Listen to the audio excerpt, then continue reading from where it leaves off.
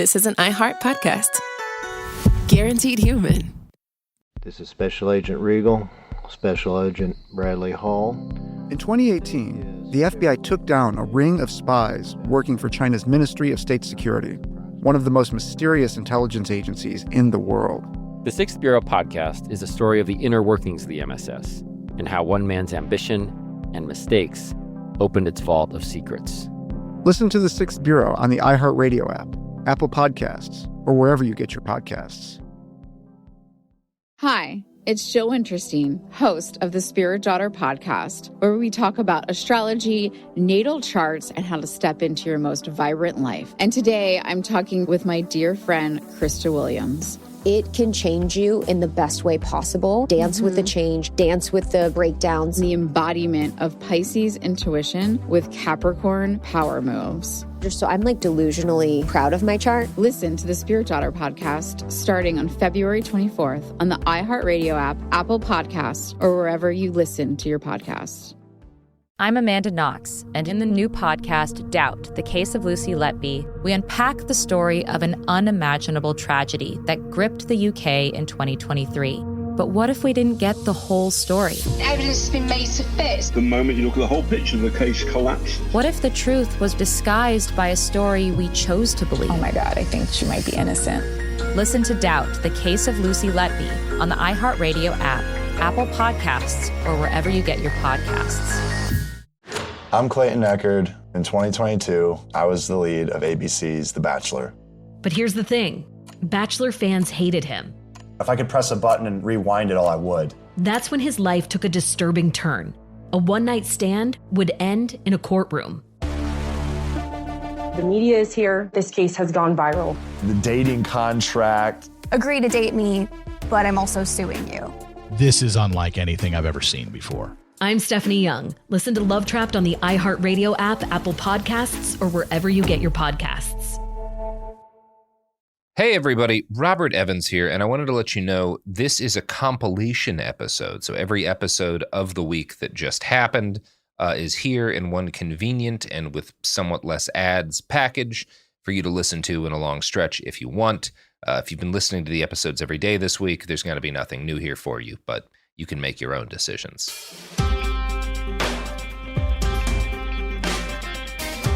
Welcome to It Could Happen Here, a podcast about things falling apart and how to deal with that and hopefully take care of yourself and your people. Today, we have a returning guest, Carl Casarda from InRange TV. Now, Carl, every time you and I have chatted on a show together, it has been about firearms, which is obviously your passion and specialty, well, one of your specialties. But today, we're not talking at all about guns. I mean, maybe here and there. But today, we're talking about the thing that has been your career for what, most of your working life, fair to say? Yep, that's true. Yep. You want to kind of walk through your background here? Because we're going to be talking about information security and like sort of the future of threats that are going to be like coming throughout like the next few years of our lives. Obviously, this year in particular, there's been a bunch of stories about like Russian attacks on digital infrastructure and vice versa. And that's always like pretty much has been something that's in everybody's back burner since we got the internet, usually through like questionable films with Sandra Bullock. I think that was Net, right? Yeah, the Net. The Net. Yes, exactly. Yes. Where they somehow hacked a car in 1998 or something. Very well, you got to do that when you're flying through cyberspace with your VR helmet on and your, and your gloves, right? Yeah.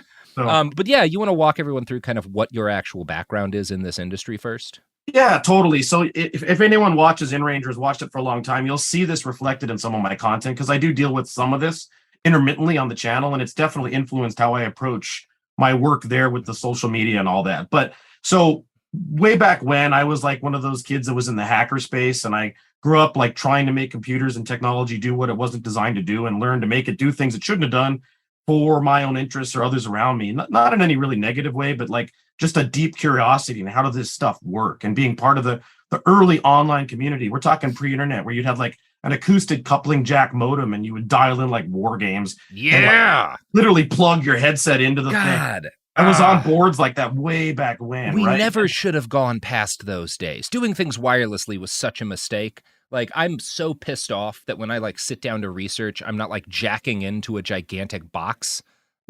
Like that makes me livid. Like Shadowrun promised me that I was going to be like using one hand to shoot at the approaching corporate security guards and have another hand on my like keyboard that I wear around my neck that I like plug into the wall to hack buildings. But well, hey, maybe someday we'll have neurological implants or wet wire implants brought to us by Monsanto that'll eventually get DRM'd and we'll just get shut off in our own rooms, right? From your mouth to God's ears, Carl. Absolutely. Who doesn't want that? Who doesn't want my neural tissue tied directly to a corporation? Oh, fuck yes. Yeah. But anyway, so I grew up in that space, and it actually, back then, it naturally turned into a career. It wasn't like now. Nowadays, you pretty much have to go get a bunch of certificates and a college degree to even start looking at an InfoSec career. But back then, if you kind of had like skills with a Z at the end, to be kind of cringy, you could get a job. And I landed up doing like help desk at this one company. They noticed that that's where my interests were. And I landed up becoming their information security architect over a couple of years.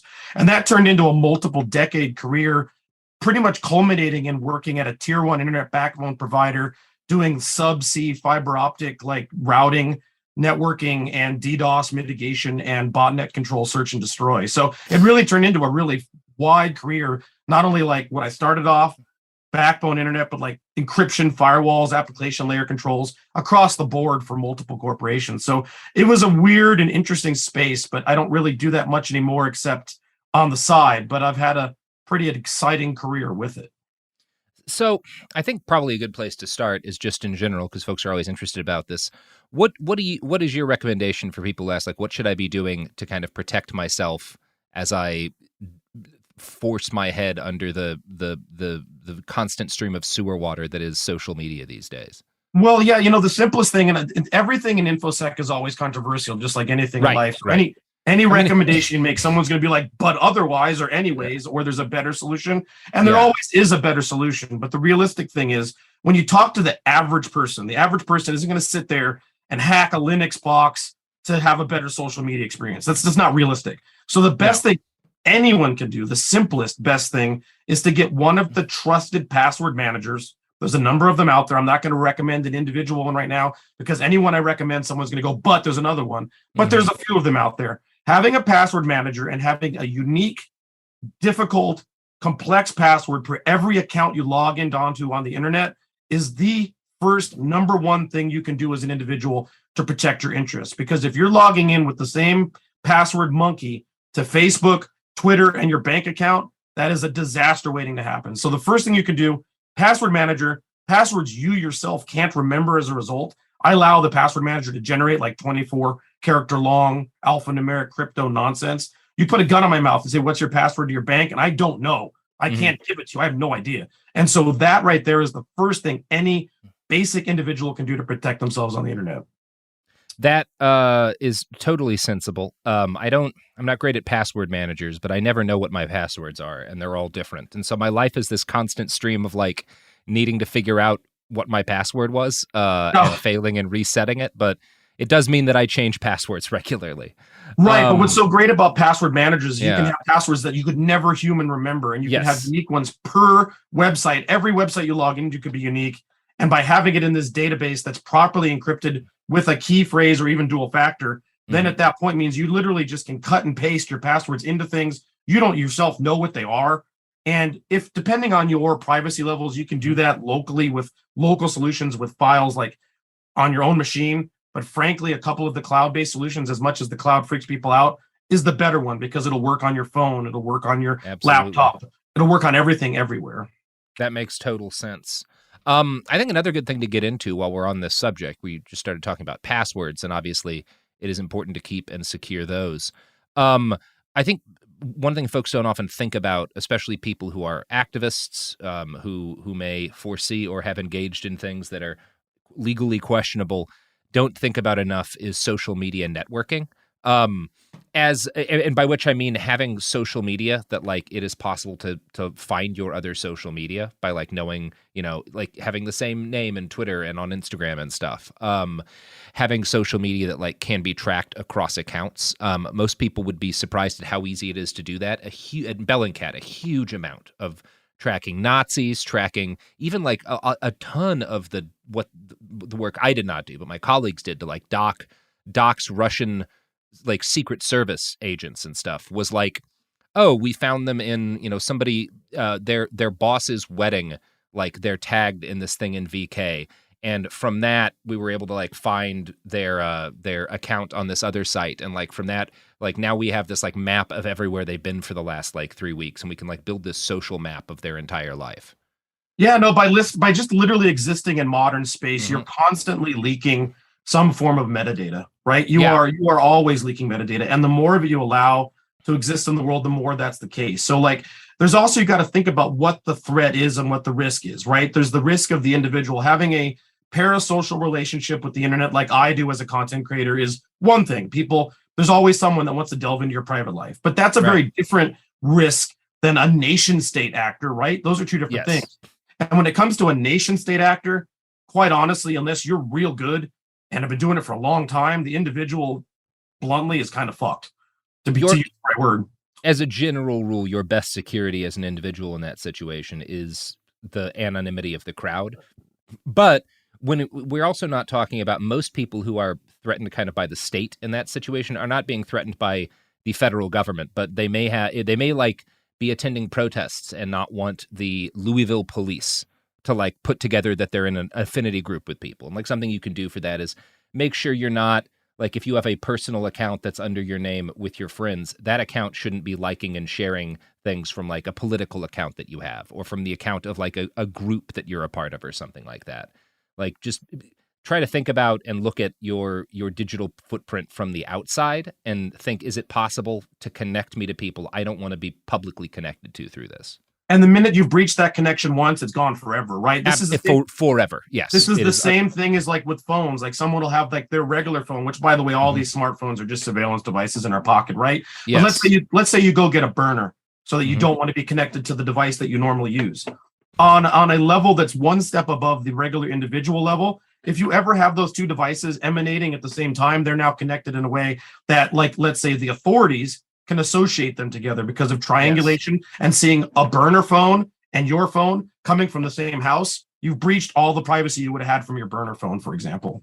Now, Carl, do you have much to say on the subject of, because I know one thing I have seen people do, people who are, having conversations that they're concerned about, is put bags in Faraday cages. And I've heard mixed things about how reliable Faraday bags and stuff are for actually stopping signals. Do you have much to say on that matter?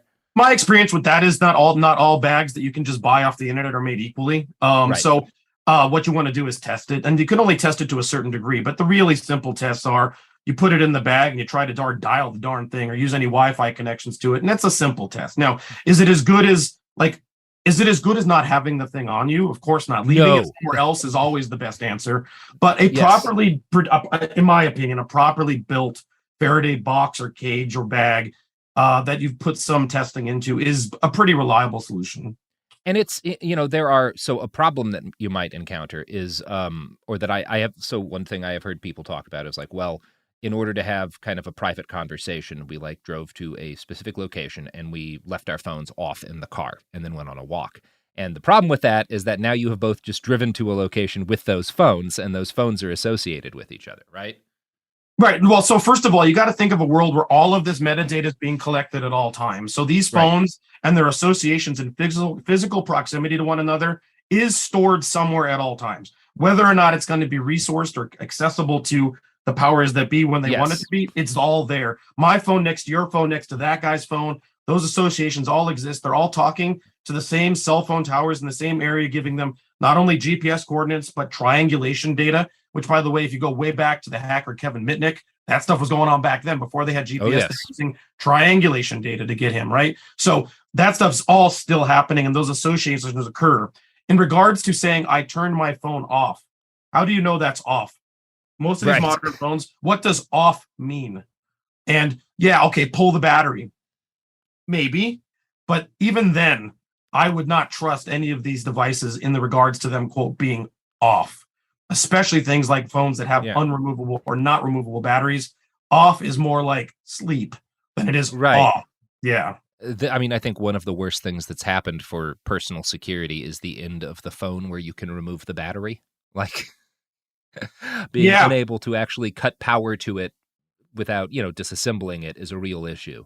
One could argue that there was that's a much more insidious reason they did that, or one could also argue that it was just one of design and comfort, and it's like hard to say. It doesn't really matter if it was insidious or not. That's a reality. It's kind of a Porque no los dos situation, right? Yeah, totally. And so now that we're talking about phones, here's another thing that's been near and dear, and I think you've seen some posts from me about this.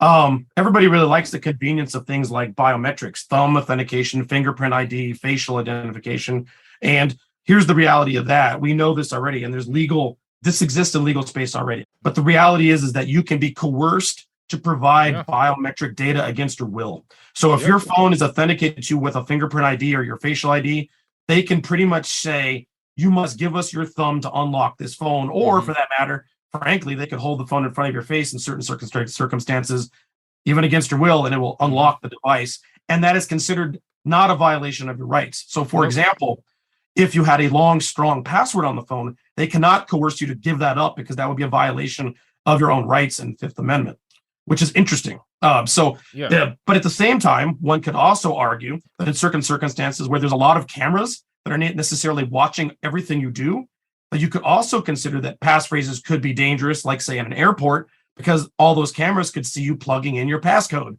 So it's a matter of if, when, and where, right? So what's the right solution at the best time? But I would say that if you were going to be in a place that was contentious, it is almost always better to make sure you do not allow for any biometric authentication on the device.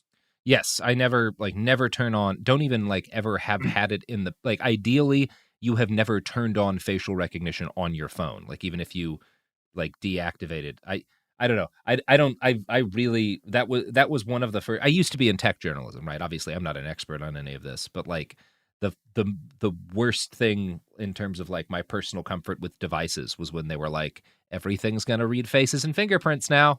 I don't love that. But it's inevitable, right? Because it is, and I had in the past, I did a fingerprint unlock earlier in my life, and I do not have any devices that unlock that way anymore. But you do it is more convenient, right? You miss it when you need to get to your phone quickly and you can't do it. But I don't even let my phone have just a 4-phrase password anymore. It's 8 characters for me. It's a little bit of a pain in the ass, but it comes with fewer risks.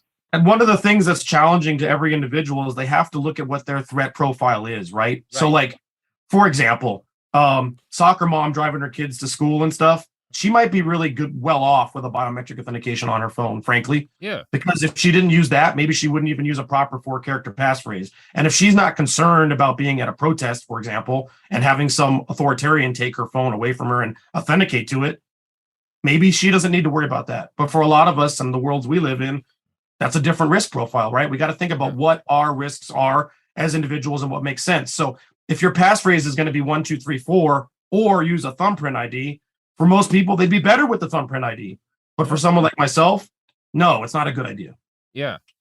And that's, I think that kind of brings us to probably the last part of this, which is, do you have specific advice on VPNs? Obviously, I recommend everybody use Signal. I just for messages in general, but especially stuff that is secure. Don't, if you number one, first rule of any kind of this sort of security, don't ever put anything on your phone ever that's legally questionable if you can avoid it, conversationally, right? Don't send it over a phone if it's something you would not be able to survive having read to you in a courtroom.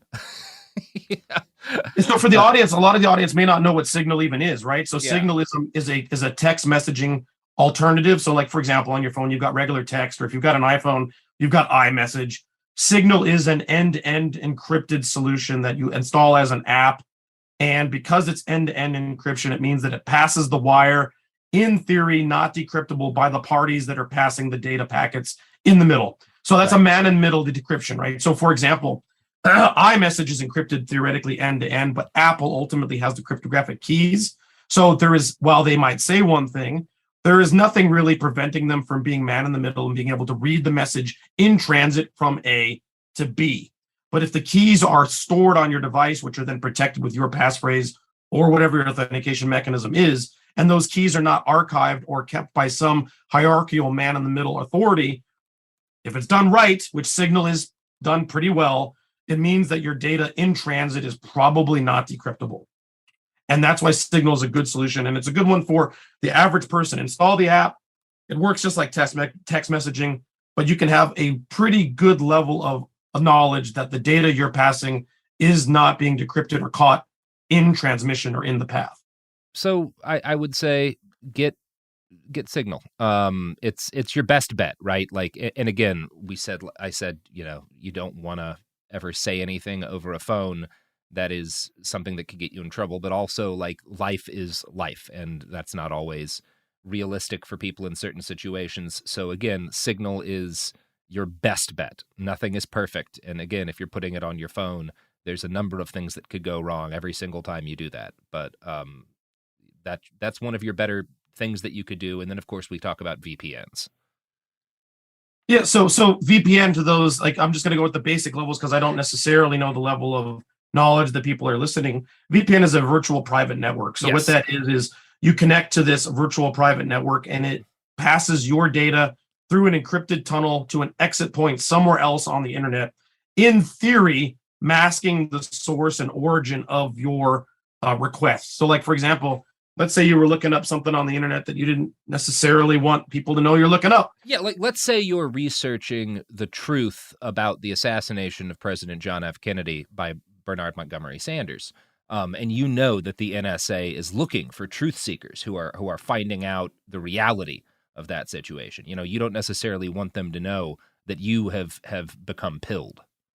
Right. So if you were to do this from your computer at home, what would happen is, to people that don't know how this all works, you would be coming from an IP address that's associated with your account that you're connecting to, whether it's Verizon or Comcast or whatever, and you go and search up that truth, and the NSA finds you with a keyword search for JFK and the truth, and therefore, because of that keyword search, they go to Comcast or to Verizon and say, hey, we are requesting you tell us who did this search. They will get them essentially a request that's a legal request for information, and then Comcast or Verizon will provide the NSA, this is the IP address and account of the person that did that. What VPN does is you connect to the VPN service first. The connection from your machine to the VPN service is then encrypted. Now, does the VPN service know your IP address? Yes. But when you actually type in that information or go to the internet to request that data, it actually goes through the VPN's private tunneling network and egresses from somewhere else on the internet, thus masking your actual IP address and, in theory, your origin of source. Now, that's not 100% true. But what that does is mean that if say the NSA wanted to know who was doing this truth search, they would then find an IP address that actually came out of, let's say, Joe's VPN service. Mm-hmm. And they would have to go to Joe's VPN service and go, we noticed this emanated from your network. Who did this? At that point, you have to trust Joe's VPN service to not disclose their account information about you. Mm-hmm. So what you've done is you've changed it. We know that telecoms will communicate with the government or whoever if they need to. They always will. Yes. They have to. You don't necessarily know if Joe's VPN service will. You've changed your trust model from your telecom to your VPN service. So if you're going to pick a VPN, you have to do a little bit of research to know that it's a trustworthy resource that won't just give you up at the lightest form of interrogation. Yeah, and none of them, again, there's nothing perfect, and often, like, we did find out, what was it, last year, that one popular VPN was, like, run by the feds. Like, that's not an impossible thing. I know a lot of folks, particularly journalists, use Proton, which is, I think, based in Switzerland, and you will get given up if the Swiss government is angry at you, right? You brought up a very good point. Yeah. Services that exist outside of the CONUS, the continental U.S., mean that they are under different legal jurisdiction than ones that exist wholly within the CONUS. Yes. So as a result, if something from the United States government comes as a request to the Swiss company, there's a much higher chance that a Swiss company would be like, we don't really care about your request. Yeah, so that's worth considering. Yeah. Also, think about this. This actually works in reverse, and I don't want to get too deep into this, but when you're working at a tier 1 internet backbone provider, you should know that sometimes traffic strangely gets pushed offshore and then back to the United States for analysis that would normally be, let's say, not necessarily constitutionally legal in the United States. Yeah. So there's a lot of shenanigans going on.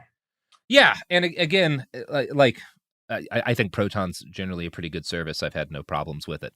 But we should be clear here. None of these are perfect solutions. There is no perfect solution. The only perfect method of digital security is not putting things on the internet or like through, mobile networks and stuff. Like that is, if it stays between you and someone else, that is your best bet of it not being, intercepted or something. A conversation that you have in the woods without phones anywhere near you is the most secure kind of conversation. Let me second on Proton. I agree it's a good service. There are others out there. We're not trying to pick on one in particular or pick against anyone in particular either. There's a bunch that work. Yeah. Another thing that you need to consider in this sort of thing is also what you're dealing with. Like, so for example, I put up a post a while back because there was a bunch of stuff going on in Ukraine with people posting photos that got their locations disclosed and bad things happen. That has been happening for a decade in that war, like almost a decade, as long as it's been going on. And I posted something about it, and one of the recommendations I made on there was a contentious one, but I'm going to back it up in a minute. I mentioned Tor, the onion relay. So the Tor is essentially it was originally created as a way to deal with the dark web, quote unquote, and to also relay traffic in a way to mask the origins, very much like a VPN service. Now, there are a bunch of these. So what it was is there's these onion relay nodes all over the internet, and when you connect to the onion network, your traffic bounces through 3, 4, 5, 6, 7 of these nodes. You can sort of dictate what you want depending on the client you have. And so let's say you connect to an onion router network node in Arizona, and then you egress somewhere in France, and you've jumped through 6 nodes in the process. Well, one of the things that's a well-known fact is that a number of these onion relay routing nodes are owned by nation-state actors, whether it's the United States or others. So one of the things I got taken to task for, and I want to explain this, is people are like, well, that's a compromised network. It doesn't mean that it's useful. Actually, it does, because depending on what you're trying to do may matter. If you're trying to mask the origin of your data source or your upload or your search for a short duration of time, this will still help. You jump through 6 nodes, they've got to relay back 6 nodes to figure out the origin of the person connecting to the relay network. And that's assuming that there was a compromised node in the process. So that means if you're passing data through a compromised node, does that mean the data in transit is safe? No. But is the anonymity of the origin of the poster safer for a longer duration of time? Yes. So these things get really complex real fast. And this is, again, one of the best things you can do, because there's no single perfect solution, but stacking. So not just going through Tor, but also Tor into VPN at the same time. And I think one of the better ways to think about security is kind of the way Sebastian Junger describes how insurgent war works, which is it's all about creating friction for anybody trying to spy on your shit. There's no perfect answer, but the more things you can make be a pain in the ass, the better your odds that you will not have an issue, right? Like that's all you can do is make it potentially more annoying and more difficult for whoever might be looking, right? Like the more friction you can create, broadly speaking, the more secure you're going to be.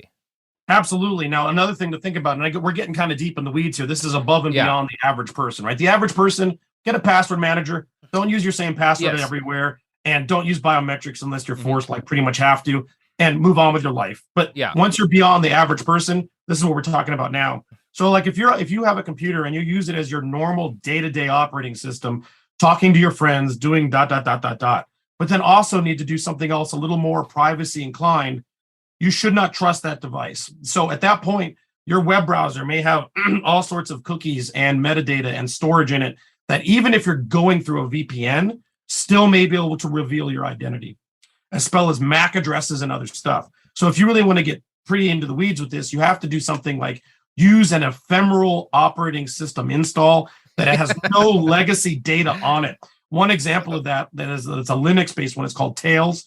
You essentially use it like a live USB drive.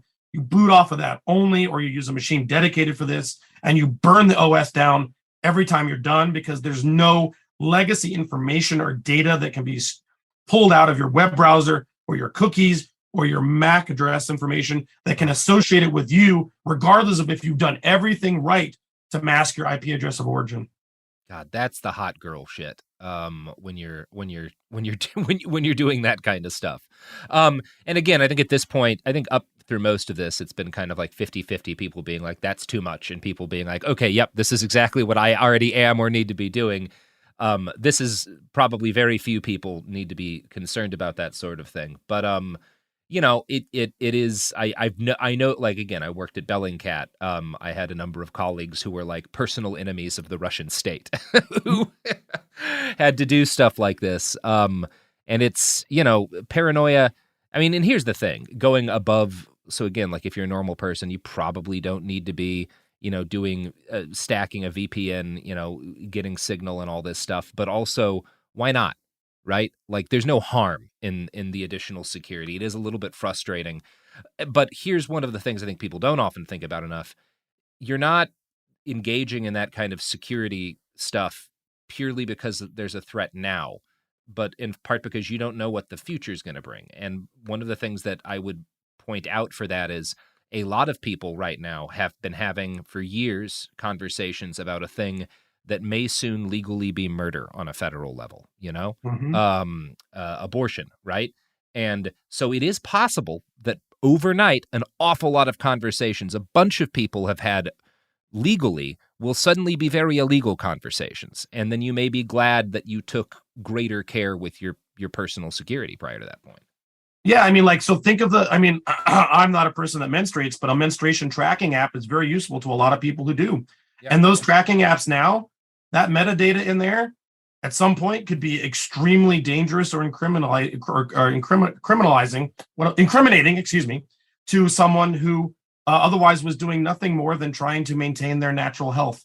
And so that is a really dangerous concept. So at this point, I mean, within the United States, I hate to say this, those apps are probably dangerous to the individual because that data could be easily used by a government resource to do something bad to someone who's done nothing wrong.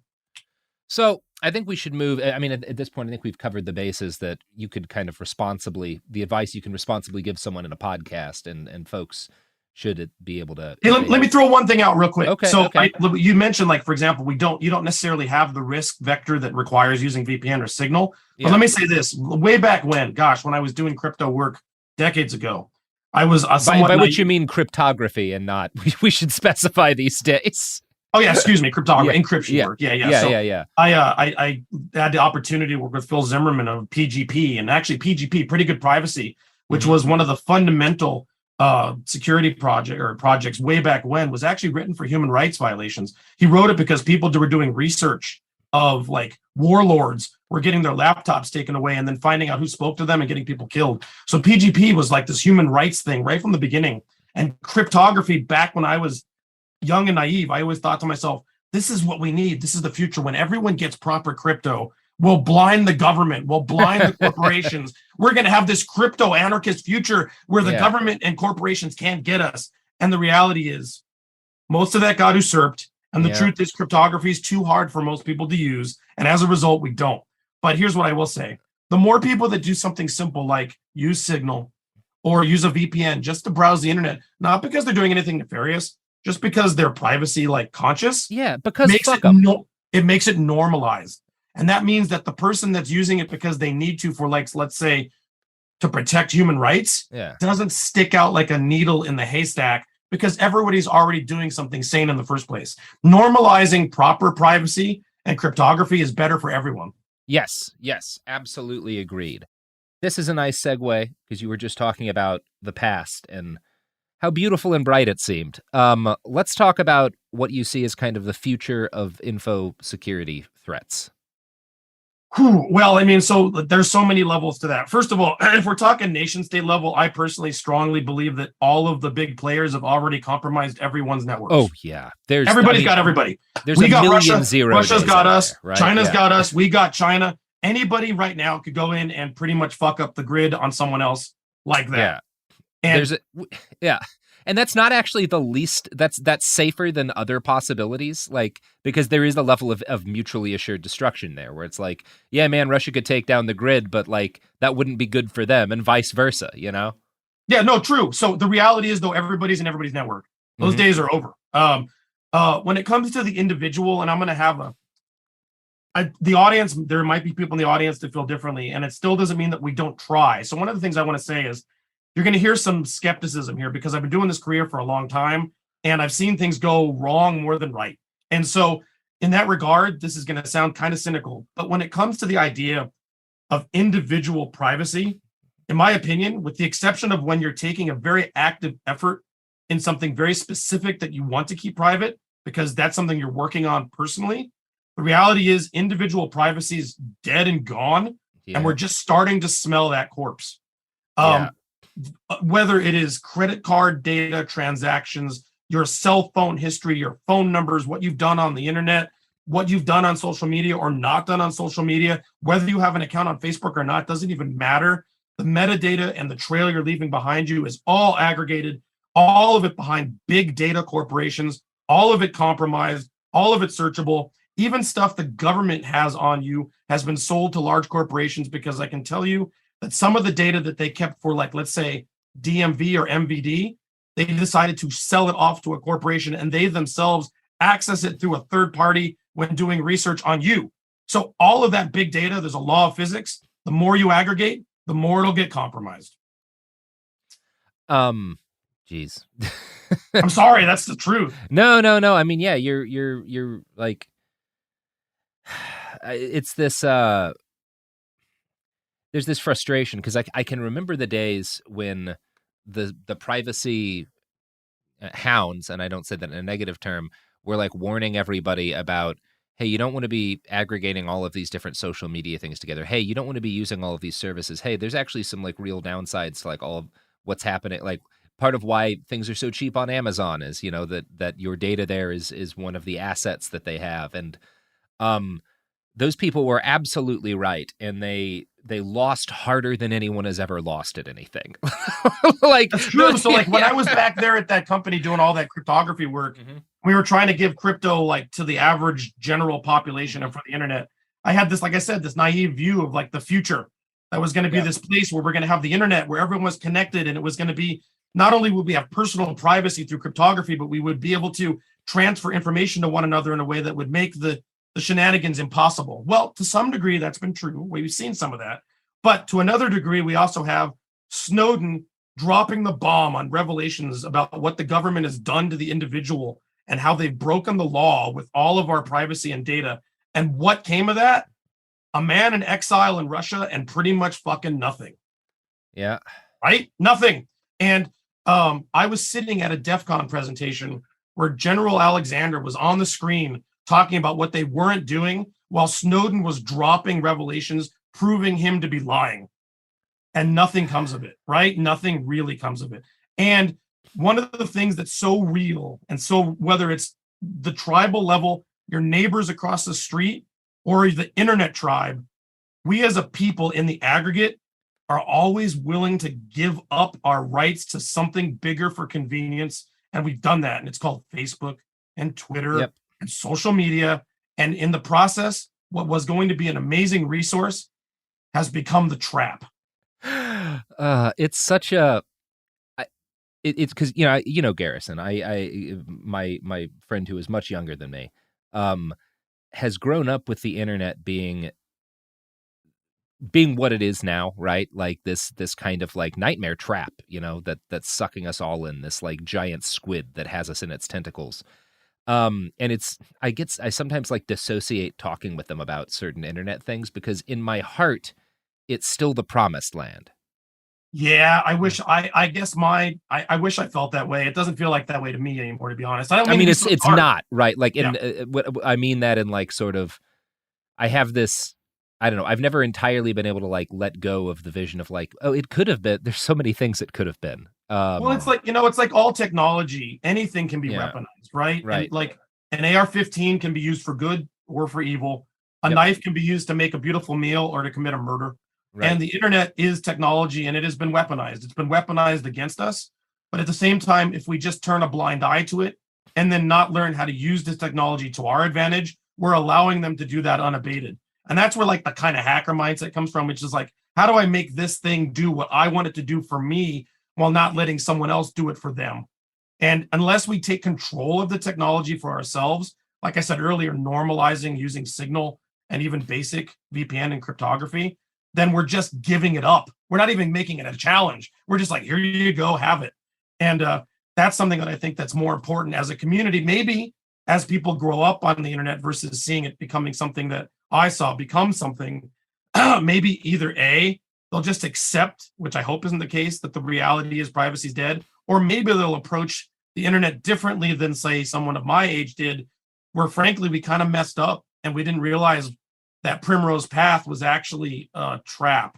And that was a mistake.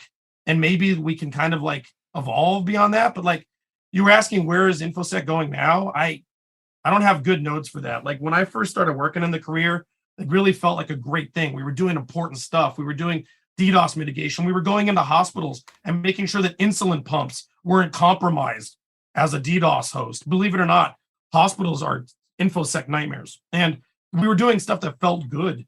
And then later in the career, I realized, wait a minute, I'm not doing anything to secure anybody's personal information or make the internet safer. I was just protecting some corporate coffer.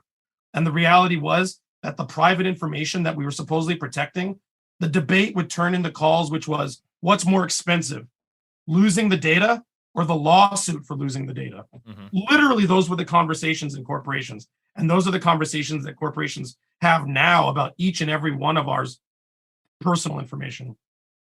Now, when you think about, so I obviously I'm in a different was in a different field, but when I was doing a lot of the research on terrorism that I was doing, I had these things that were like sort of this kind of attack is going to happen at some point. I feel that very much about like drones. There's going to be like a mass killing of civilians, not in a war zone, by a civilian weaponized drone at some point in the not too distant future. It's going to happen. It's going to be done. It's absolutely an inevitability. Yep. That kind of stuff. When you think about kind of the digital equivalents of that, like what are you looking towards? Well, I agree with you about the drone. Like you can see stuff. Yes. You plot the dots, and you know it's going to occur, right? It's not possible to avoid. We've unleashed that out of the cage, and it's going to happen. Yeah. Quite honestly, I think we're seeing it already. We're seeing the level of privacy invasion that I don't think people already know has happened. Like I know some of us realize that, and we talk about it, we rant about it, but like. Mm-hmm. I don't think people realize the level of the incursion that has occurred to the point where all of this data aggregated to the point they know what toilet paper you prefer to buy. Like I'm talking like people like Facebook knowing that.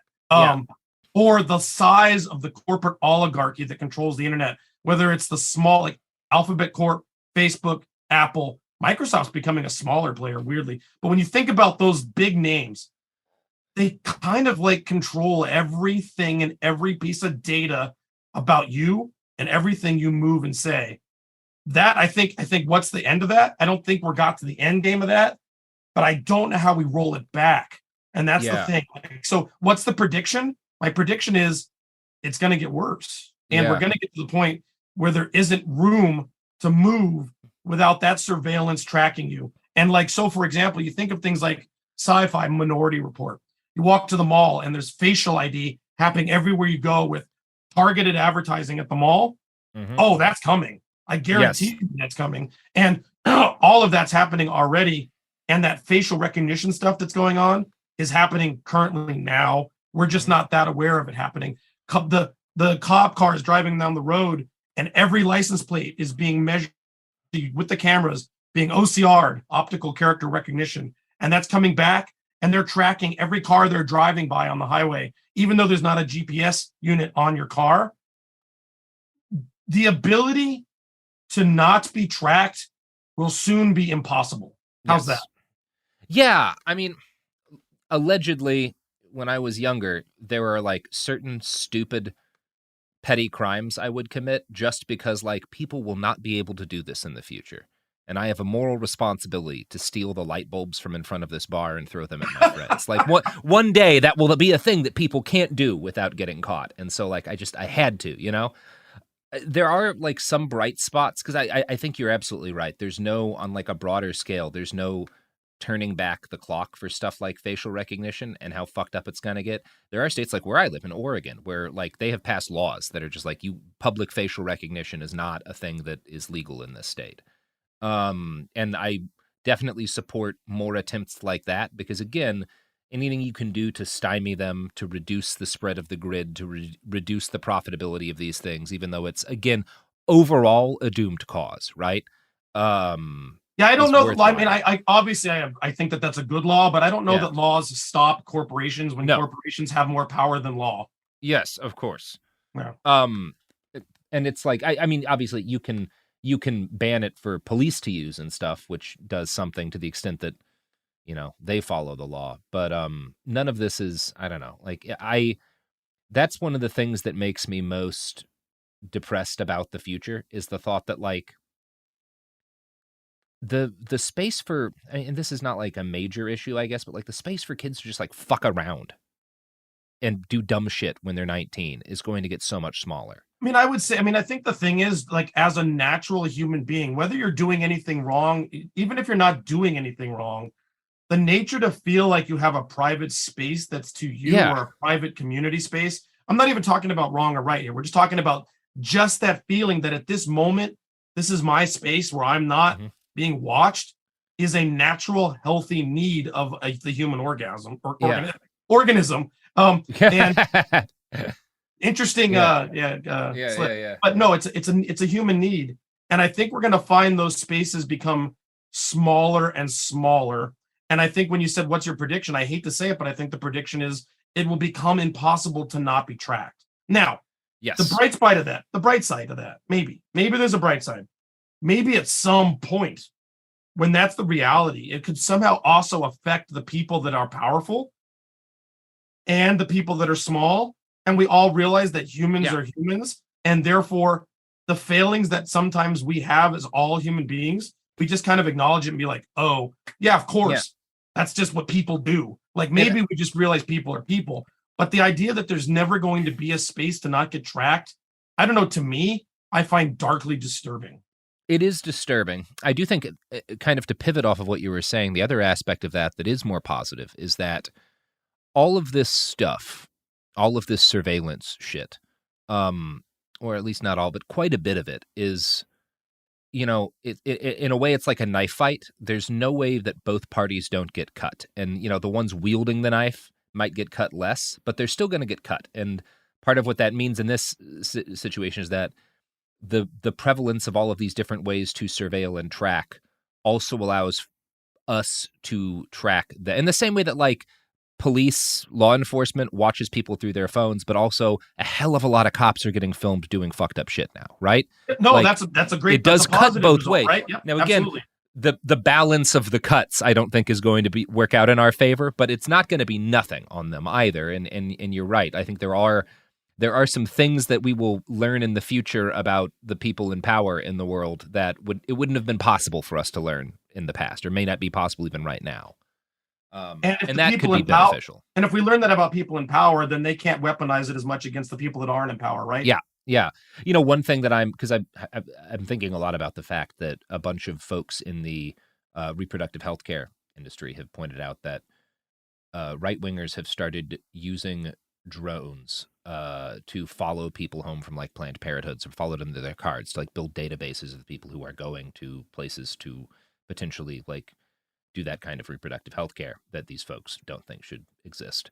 The other side of it, though, is that it is also possible to surveil them, and it will be possible to track the people doing that sort of thing. And it will be possible to do that in terms of, like, legal accountability, and it will be possible to do that for the people who embrace questionably legal tactics for frustrating those efforts, or illegal tactics for frustrating those efforts. They have access to the same technology.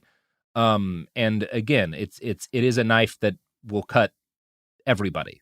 And I guess that's better than just one person getting cut in this situation. That's the concern I have, right? I agree with that. Like I said, technology it's a weapon, and it's weaponized in all directions, depending on how you use it, for good or for bad. And so this is the same place I come to when it comes to the gun control argument. I mean, are there things we can do? We did get to guns. It's the same. No, the reason I'm saying it's the same problem, right? Because if we allow only one side to have all of the control and power and understanding of the technology, then we ourselves are at a huge deficit. We cannot defend ourselves or fight back. So when it comes to this kind of data and technology, knowing the basic fundamentals of what you can do to protect yourself, understand the reality of what the surveillance state or corporation is, and then doing your best to not make it easy for them is at least one step forward. But if we don't own this technology, if we don't own the tech, someone else will, and they will use it against us. It's as simple as that.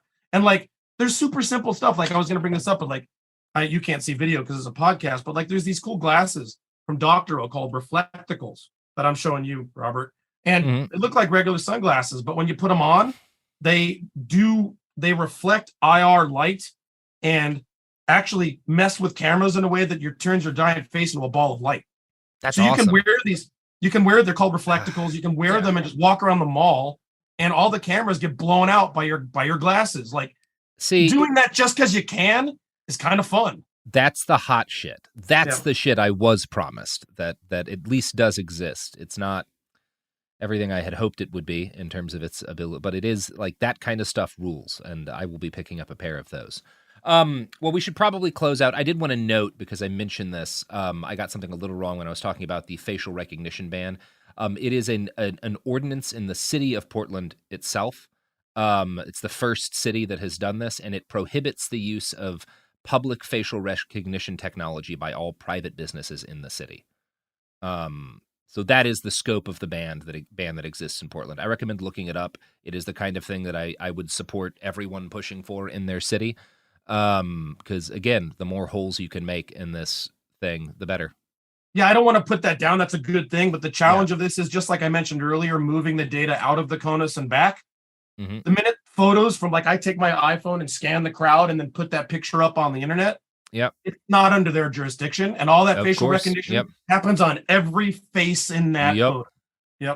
And that is, again, we'll do another episode at some point about things that you can do to just like, that's a whole different bag of tricks. But this has been really useful and really valuable. Carl, do you want to plug anything before we roll out here? Not much, just my normal thing. If you're interested in this kind of content, but with a more firearms-oriented thing, you can find me at inrange.tv. But you'll also find some information security stuff there as well. I cover that intermittently when it applies to both topics. So if you even if you disagree but appreciate my approach to this, come check me out. I appreciate it. Awesome.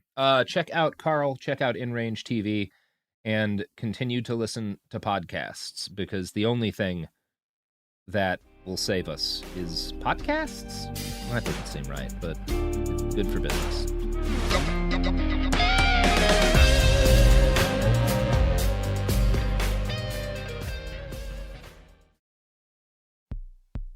China's Ministry of State Security is one of the most mysterious and powerful spy agencies in the world. But in 2017, the FBI got inside. This is Special Agent Regal, Special Agent Bradley Hall. This MSS officer has no idea the U.S. government is onto him. But the FBI has his chats, texts, emails, even his personal diary. Hear how they got it on the Sixth Bureau podcast. I now have several terabytes of an MSS officer, no doubt, no question, of his life. And that's a unicorn. No one had ever seen anything like that. It was unbelievable. This is a story of the inner workings of the MSS and how one man's ambition and mistakes opened its vault of secrets. Listen to the Sixth Bureau on the iHeartRadio app, Apple Podcasts, or wherever you get your podcasts. In 2023, a story gripped the UK, evoking horror and disbelief. The nurse who should have been in charge of caring for tiny babies is now the most prolific child killer in modern British history. Everyone thought they knew how it ended. A verdict, a villain, a nurse named Lucy Letby. Lucy Letby has been found guilty. But what if we didn't get the whole story? The moment you look at the whole picture, the case collapses. I'm Amanda Knox, and in the new podcast, Doubt, the Case of Lucy Letby, we follow the evidence and hear from the people that lived it to ask what really happened when the world decided who Lucy Letby was. No voicing of any skepticism or doubt. It'll cause so much harm at every single level of the British establishment of this is wrong. Listen to Doubt, the Case of Lucy Letby on the iHeartRadio app, Apple Podcasts, or wherever you get your podcasts. Hi, this is Joe Winterstein, host of the Spirit Daughter podcast, where we talk about astrology, natal charts, and how to step into your most vibrant life. And I just sat down with a Minnie Driver. The Irish traveller said when I was 16, you're going to have a terrible time with men. Actor, storyteller, and unapologetic Aquarian visionary. Aquarius is all about freedom loving and different perspectives. And I find a lot of people with strong placements in Aquarius are misunderstood. A Sun and Venus in Aquarius in her 7th house spark her unconventional approach to partnership. He really has taught me to embrace people sleeping in different rooms, on different houses, in different places, but just an embracing of the isness of it all. If you're navigating your own transformation or just want a chart side view into how a leading artist integrates astrology, creativity, and real life, this episode is a must listen. Listen to the Spirit Daughter podcast starting on February 24th on the iHeartRadio app, Apple Podcasts, or wherever you listen to your podcasts. I'm Clayton Eckerd, and in 2022, I was the lead of ABC's The Bachelor. Unfortunately, it didn't go according to plan. He became the first Bachelor to ever have his final rose rejected. The internet turned on him. If I could press a button and rewind it all, I would. But what happened to Clayton after the show made even bigger headlines. It began as a one-night stand and ended in a courtroom, with Clayton at the center of a very strange paternity scandal. The media is here. This case has gone viral. The dating contract. Agree to date me, but I'm also suing you. Police search warrant. This is unlike anything I've ever seen before. I'm Stephanie Young. This is Love Trapped. This season, an epic battle of he said, she said, and the search for accountability in a sea of lies. I have done nothing except get pregnant by the Bachelor! Listen to Love Trapped on the iHeartRadio app, Apple Podcasts, or wherever you get your podcasts.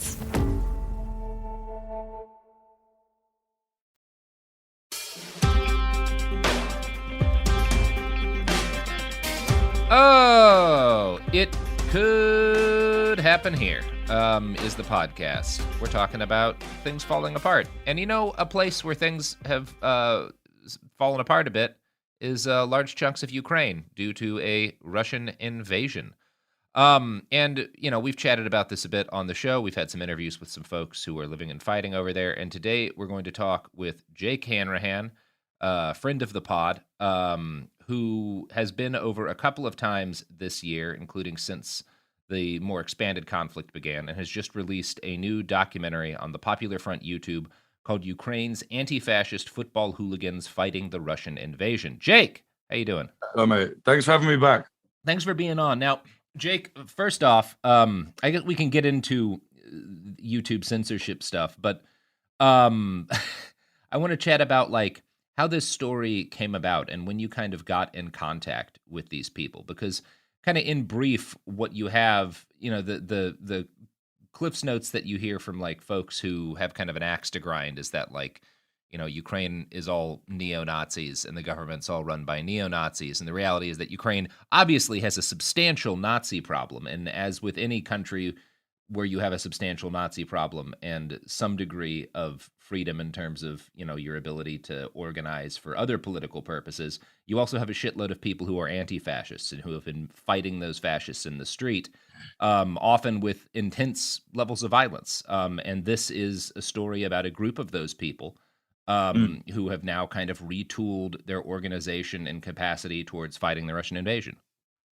Yeah, man, exactly that. I mean, so what I wanted to do with Popular Front, I've been reporting from Ukraine since 2016. I've been there more than 10 times on the ground in the Donbass, way before, people were focused on the area again before the invasion. So I was very aware of, there is a significant fascist element to the militias out there, but it's the same. Any country in Europe that would have a war would have the exact same thing. Trust me, if we had it in Britain, we would have a similar issue, Eastern Europe, obviously, it's a little bit more hardcore, but that's the way it is. That's Eastern Europe for you. And I will mention just at the top as well, I would argue that Russia has a much worse neo-Nazi problem. They had more than 15 people were killed between 2014 and 2015 by an actual neo-Nazi serial killer gang in Moscow that filmed these attacks. They have a massive neo-Nazi party.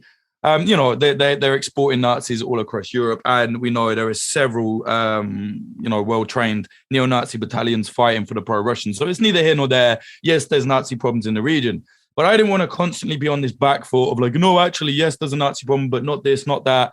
I was like, how can we do a documentary that's kind of a positive way to be like, well, instead of saying, no, not everyone is this, or having to film with a unit and then being like, actually, these guys are fascists. How can I show, you know, like, these black how can I sun patches show? are uncomfortable. Yeah, right? Like, a totem cough again. Yeah. Like, you know, so it was like, how can I kind of put a doc out there where it's like, oh, no, actually, like, here's a different side to it. And, you know, this group, obviously, as soon as the war started, again, Ukraine is a country of 44 million people, and it's a very diverse, a very smart, very open country in terms of people will tell you what they think and they will argue with you, and you won't be, you know, you can have like really serious discussions with people about politics there and not fall out, you know.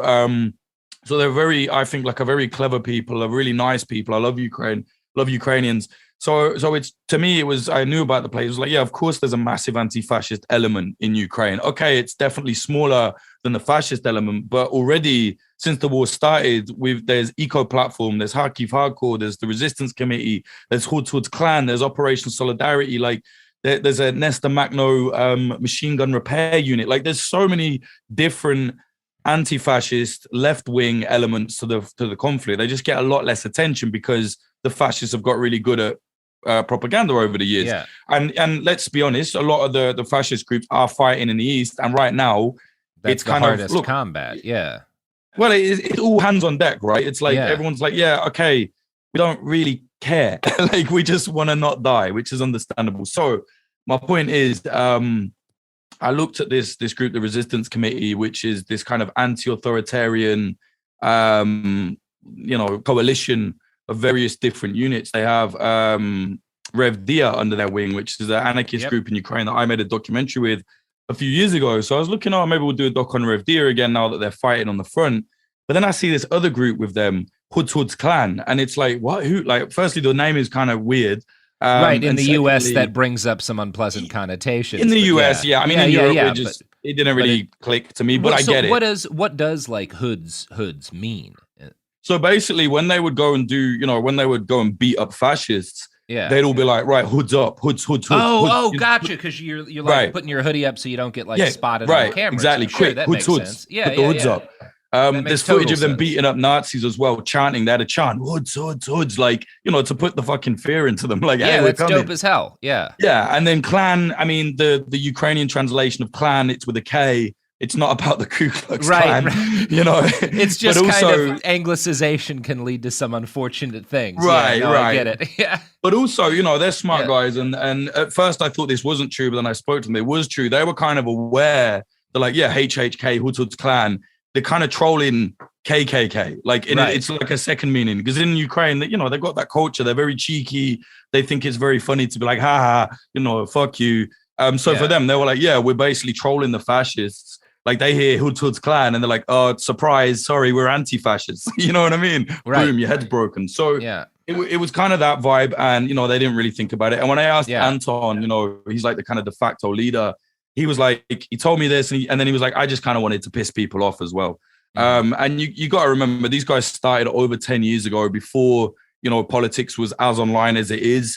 And they started off in the hardcore punk scene. Now, you know, I'm sure you know, like, you know, hardcore punk, especially in Europe, is like a very, very exciting, very fun, very happy and like gnarly fucking scene. So for them, it was like, yeah, we're the Hud's Clan, like, you know what I mean? But unfortunately, some people in America are like, why are they called Hud's Clan? I don't believe that they're anti-fascists. It's like, mate, there's over 70 videos of them beating up Nazis successfully. Well, but, and like, it's a whole continent that doesn't have the same history as the United States, right? You can't assume. I mean, yeah. I mean, even if you said in England, like KKK, like now people would be like, who? Oh yeah, like I've heard of that. It's not like we didn't have it here like that, you know.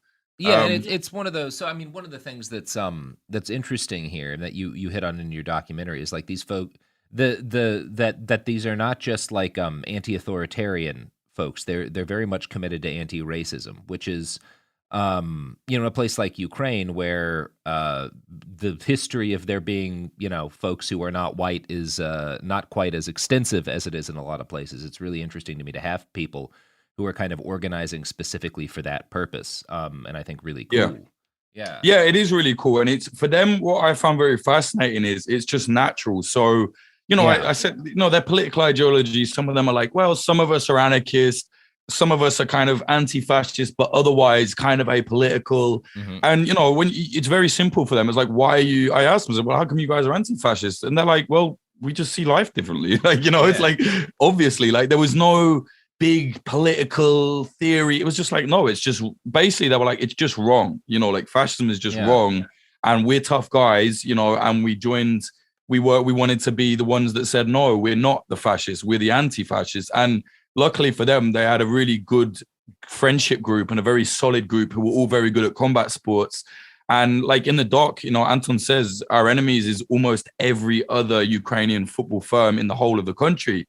But you will ask even their enemies, they will tell you like, yeah, unfortunately, those guys are tough. They can fight, They would have to be.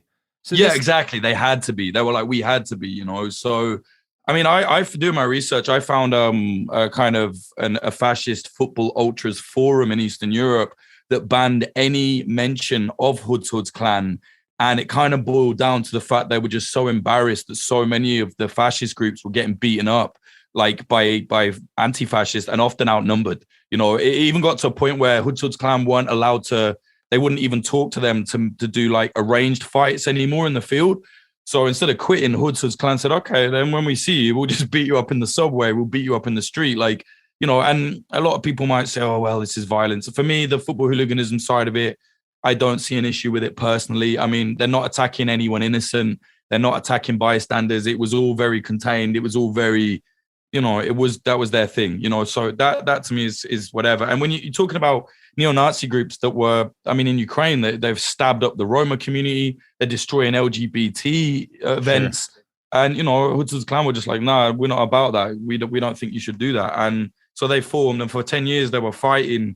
But now they have called a truce because they're like, Anton explains in the doc, he says, look, there's a bigger problem now because Ukraine is actually not a Nazi junta, as the Kremlin says. It's actually quite easy to kind of, it's a very small subset in the relative size of the actual military. So, it's actually for them, they said, well, yeah, it makes sense. We put all our other political differences aside because this is way bigger. You're talking about one of the most powerful militaries on earth invading our country and killing our people. I mean, we've seen the massacres in Bucha, in Irpin, people killed, civilians, hands behind their back, executed in the street.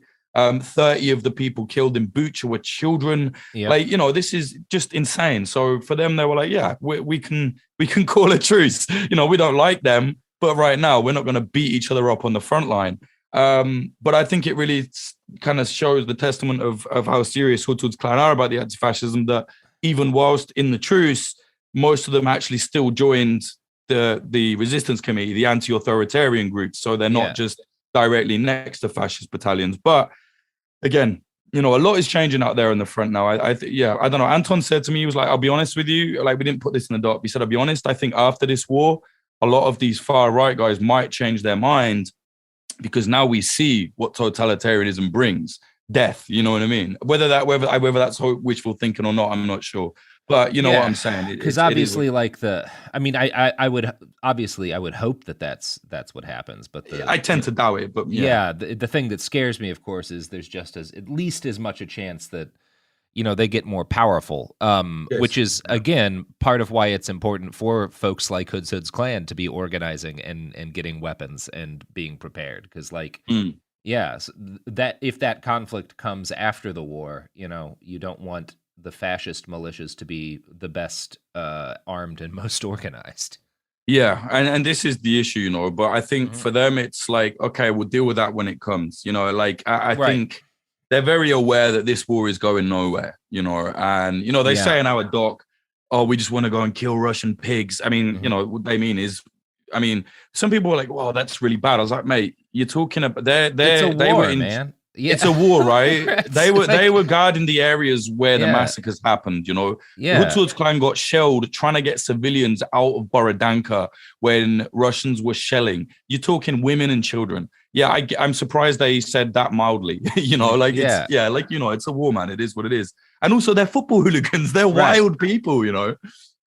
Yeah, it's I mean, that is kind of interesting though. I'm curious, do you have kind of an assessment of what kind of numbers they're looking at, like how many folks they've actually got in the field on a regular basis? Yeah, so the resistance committee is, I don't know, like 50 to 100 right now. Hoods Hoods Clan, they have like maybe 20 to 30 of their guys in that group, but then they also have other people that join different units in the East. So they were like already military, so they didn't have to go, you know, form a militia. They just joined the military. So there's like quite a strong Hoods Hoods Clan mortar group, and I know that so one of the footage we included in our documentary where a Russian tank gets blown up like very close quarters, he gets hit with a javelin, he's like 100 feet away. That was a Hoods Hoods Clan attack. That was one of their guys doing it, you know.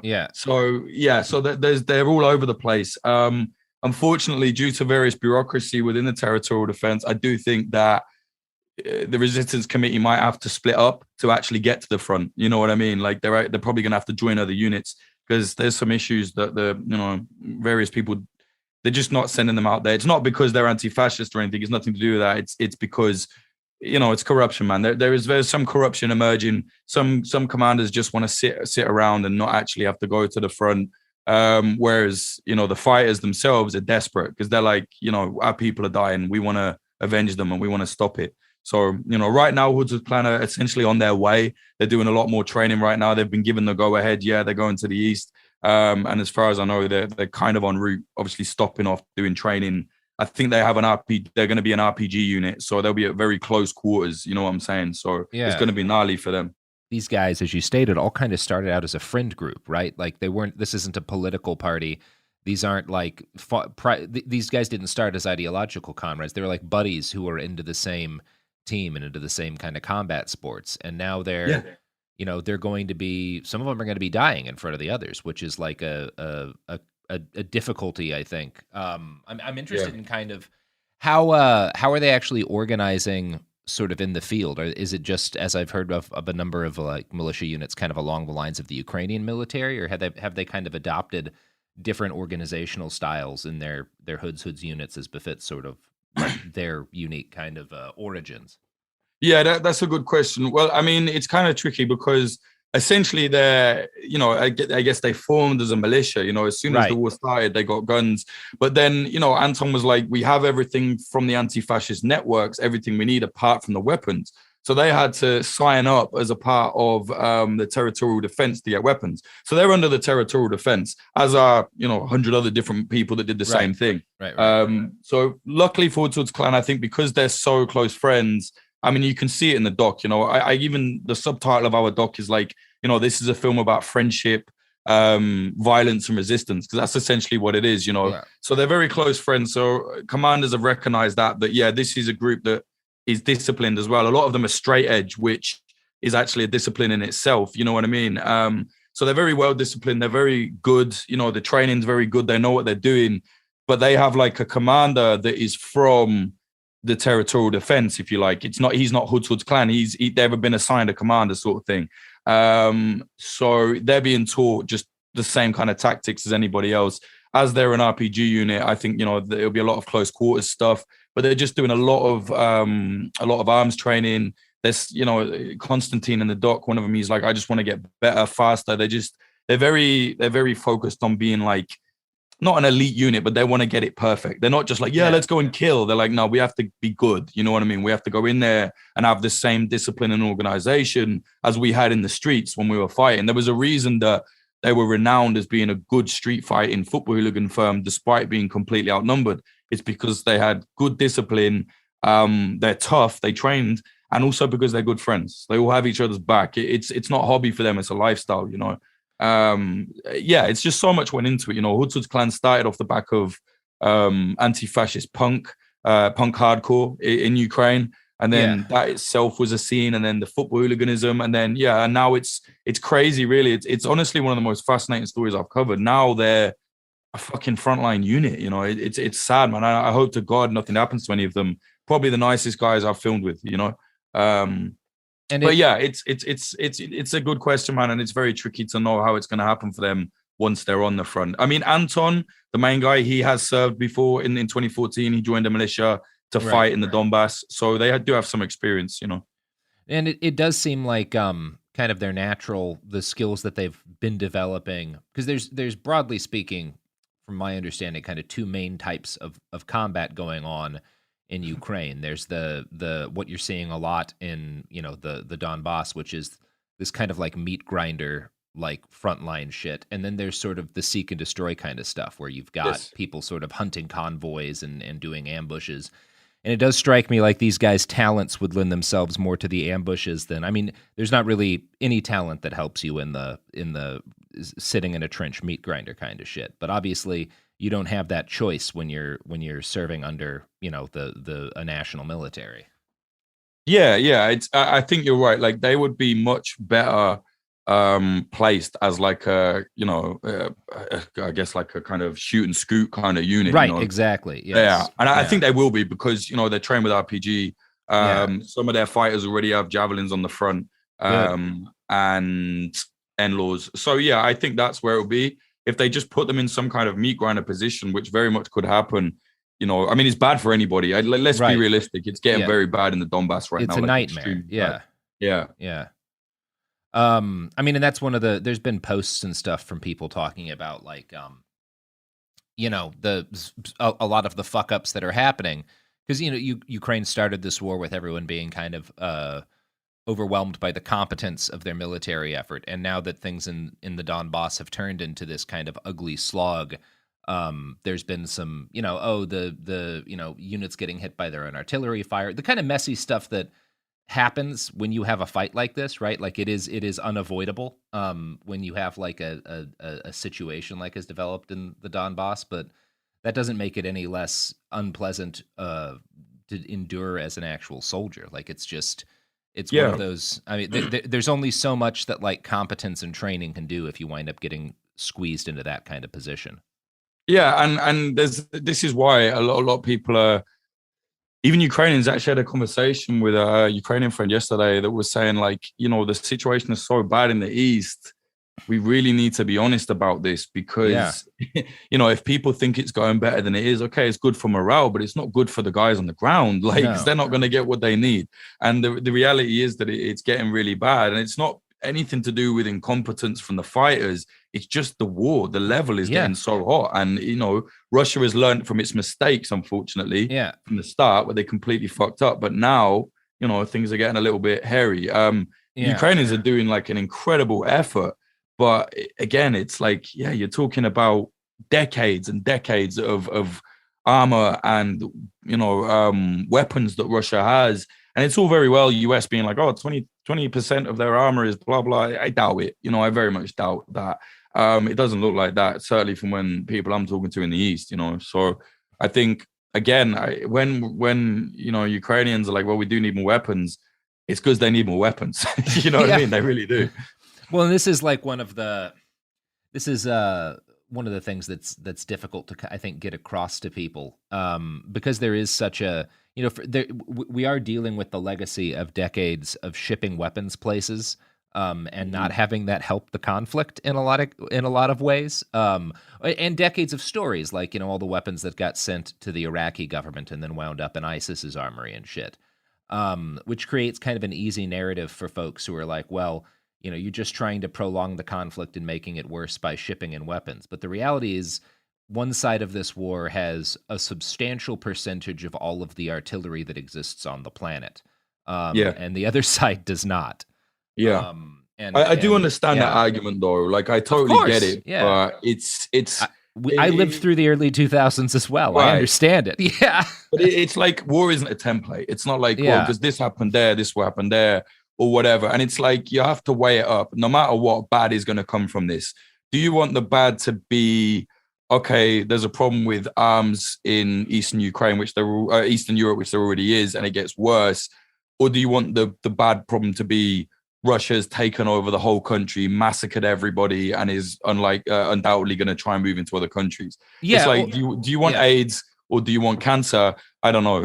You know what I mean? And do you want the lesson from this to be that if you're just willing to burn a couple of 100,000 human lives as a state like Russia or any other state, you can easily gain access to, you know, a pile of wealth, right, in the shape of a country, which isn't a positive. It's not like a good lesson for anyone to take out of this. But like if Russia wins, that's the lesson, right? Yeah. Yeah, no, that's the reality. Like, it's all very nice having a 50-tweet Twitter thread about why this, that, and the third should or shouldn't happen. But that's just completely removed from real life. I mean, real life it's going to be very bad, very nasty, no matter what happens. And you just have to weigh it. Oh, I don't like NATO. Oh, I don't like this. Yeah, me neither. But I care about people that die for no reason. You know, like, I think that's the real issue. I think people need to stand with the people, you know, and if that means, okay, use the tools that you have. Okay, like, oh, well, I don't like NATO. Well, yeah, but they're going to give them weapons. Do you think that Ukrainians like having Russian firearms? Probably not, but they also don't give a shit because they shoot. Yeah. It's that simple, you know? Kind of coming back to the subject of your documentary, if weapons are going to be going over there, and by God they are, I would hope that as many of them as possible are going into the hands of people like the Hoods clan, right? Yeah. I mean, that is a lot of, there's definitely, this isn't from them telling me, but it's just from research I've done. There's definitely a discrepancy in terms of which groups get what weapons. Oh, yes. And it's not based on ideology, but it's definitely based on some serious bureaucracy that needs to be sorted out. You know, I have some Western volunteers that I know that are on the front right now, and they're saying, like, for some reason, you know, one unit that is not an RPG unit, for example, will have more rockets than the RPG unit, you know, and it's like, what? Like, and that's not because they've used them all. It's supply lines are, again, it's not even corruption often. It's just supply lines are wrecked or whatever, but it has to be addressed. It has to be looked at. I mean, I'm no tactician. I don't know anything about that side of things. I'm just basing it on what, you know, people are telling me because, you know, I like to talk to them and hear what's happening. Yeah. I think we should move into, you know, when I pull up your documentary on YouTube, which is, again, for folks at home, titled "Ukraine's Anti-Fascist Football Hooligans Fighting the Russian Invasion," the first thing that I see is this video may be inappropriate for some users. Right. Yeah. Fascists. Yeah. Well, and we've talked a lot on our various shows on this network about all of the fascist propaganda that you can find, not even find on YouTube, that will be like spoon-fed to you if you wind up like watching a video game review or something. Oh, yeah. Yeah, this is something that you've been dealing with on Popular Front. Somebody seems to have like an axe to grind with you guys. I don't know. Maybe it's just the algorithm, but...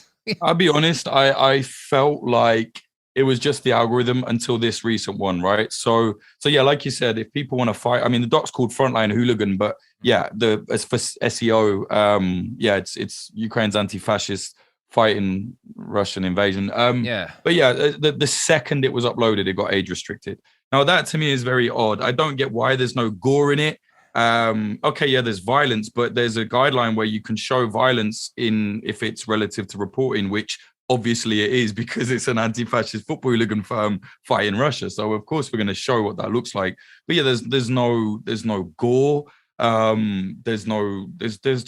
It's just lads hanging out talking about their lives now that've been tipped upside down and how they really dislike the far right.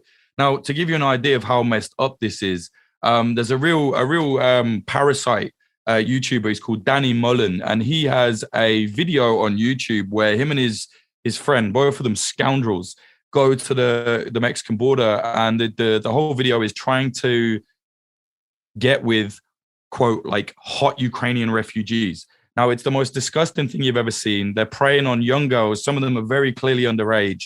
And that is monetized. That is monetized, and it is even on the algorithm. I found it because I was watching Ukraine war stuff, and it was put onto my recommended. Now, these are the biggest parasites you've ever seen in your life. And they have hundreds and hundreds of thousands of subscribers, and they're making money from content like that. That is not age restricted. There is no censorship thing. There is no message saying this might be offensive. But a documentary, which is 100% journalistic, covering anti-fascists fighting one of the worst invasions we've seen in Europe, is suddenly deemed inappropriate and is age restricted on YouTube. Tell me what's going on there. That doesn't seem right to me. So basically, YouTube, by doing that, is saying we're actually happy to make money off of people that exploit underage Ukrainian refugees, but we're not happy for people showing the world a different side to the war. That to me is madness. Like, it doesn't make any sense to me, you know? And it's nothing but soft censorship. Some people are telling me it's not censorship. Of course it is censorship. This is the way the world works now. Yeah, because I mean, a huge chunk of the success or the visibility of anything that you're putting on YouTube is whether or not the algorithm is going to like suggest it to people. Even Exactly. people who have watched your other, like not even talking about like suggesting it to somebody who's never heard of Popular Front, but like people who have watched multiple things that you've done and are just on YouTube. The thing that would make sense is for when you put out a new thing, them to get like YouTube to be like, hey, we know you've watched this shit, check out this. But that's not going to happen for a lot of folks because of this kind of thing, which is, yeah, fucked up. Yeah, right. And it's like, it's not just me either. Like, I mean, it's other people it's happening to as well. Yeah.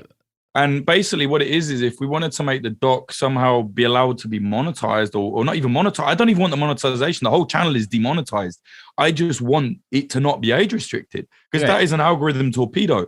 And, you know, it's like I would have to recut the whole documentary, essentially censor myself, my own journalism, make it, make the integrity of the doc weaker just to be able people to see it. Like, this is war. This is real life. It's just really depressing, you know? And this is something, I mean, YouTube, Twitter, Facebook have all been guilty of degrees of this, but there's this, of all of the things that don't, that are allowed to spread unchecked on those platforms, they have this consistent, maybe because it's easier to algorithmically go after, but this consistent pattern of going after war journalism.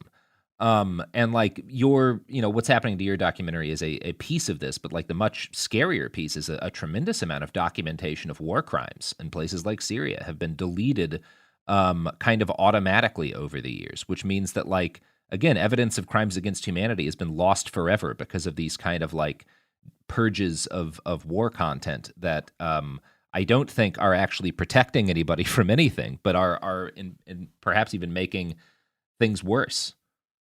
Yeah, of course. And it allows, look, Russian propaganda or whatever, like people are going to seek that out and they're going to digest it whatever way they can. So then surely you should say, okay, take the brakes off. Let's, if you care, which I mean, YouTube is a media platform. You would think that they would say, okay, well, this is kind of our duty to balance it out, to allow all the free information. I'm not even saying, oh yeah, throttle Russian propaganda. I think people have a choice to see whatever they want to see, even if it is completely ridiculous. But the fact that they're censoring the stuff that you would think is okay to see, because for I know, our content, you won't find a lie in that documentary, No. We're very honest, very frank with the situation. We're not whitewashing fascism in Ukraine, and we're certainly not putting out Russian propaganda. We're just telling an interesting journalistic story. So you would think as a media platform, that would be like, yeah, right up their street. But it's not really a media platform. It's a money-making platform. And, they just survive for adverts. Yep. And I think that is kind of where we're gonna leave off for today. Unless do you have anything else you wanted to get into on your documentary, Jake? No, man. I guess the last thing I would say is I want people to kind of know that there are many different factions out there. This isn't, I saw someone comment being like, "Oh, you found the only fascists and anti-fascists in Ukraine." It's like, no, there's literally, I've been documenting them. There's thousands. Yeah. There's so many, and not just like, oh, anti-fascist. Yeah, this is what we believe. Like people form in units. There's a whole pipeline of anti-authoritarian activists. There's loads. And generally, like Ukrainians are happy, they'll take the help they can get. It's not like Ukrainians are like, God damn those anti-fascists. No, they love them. They love them the same way they love anybody that's defending the country. It's just normal. And I think people should really, if they want to watch our doc as well, like if they can share it, that would be great, because it's just it's a struggle to get people to watch it now because of it's been torpedoed on the algorithm. So if they go to youtube.com/popularfront, they'll find it. It's the first doc there. But yeah, if people can share it, that'd be great. All right. Well, check it out. Again, the title is Ukraine's Anti-Fascist Football Hooligans Fighting the Russian Invasion on the Popular Front YouTube channel. We're also going to have a link in the bio if you are someone who doesn't like to type things. Yeah. Thank you, Jake. Really appreciate it. All right, everybody. That's the episode.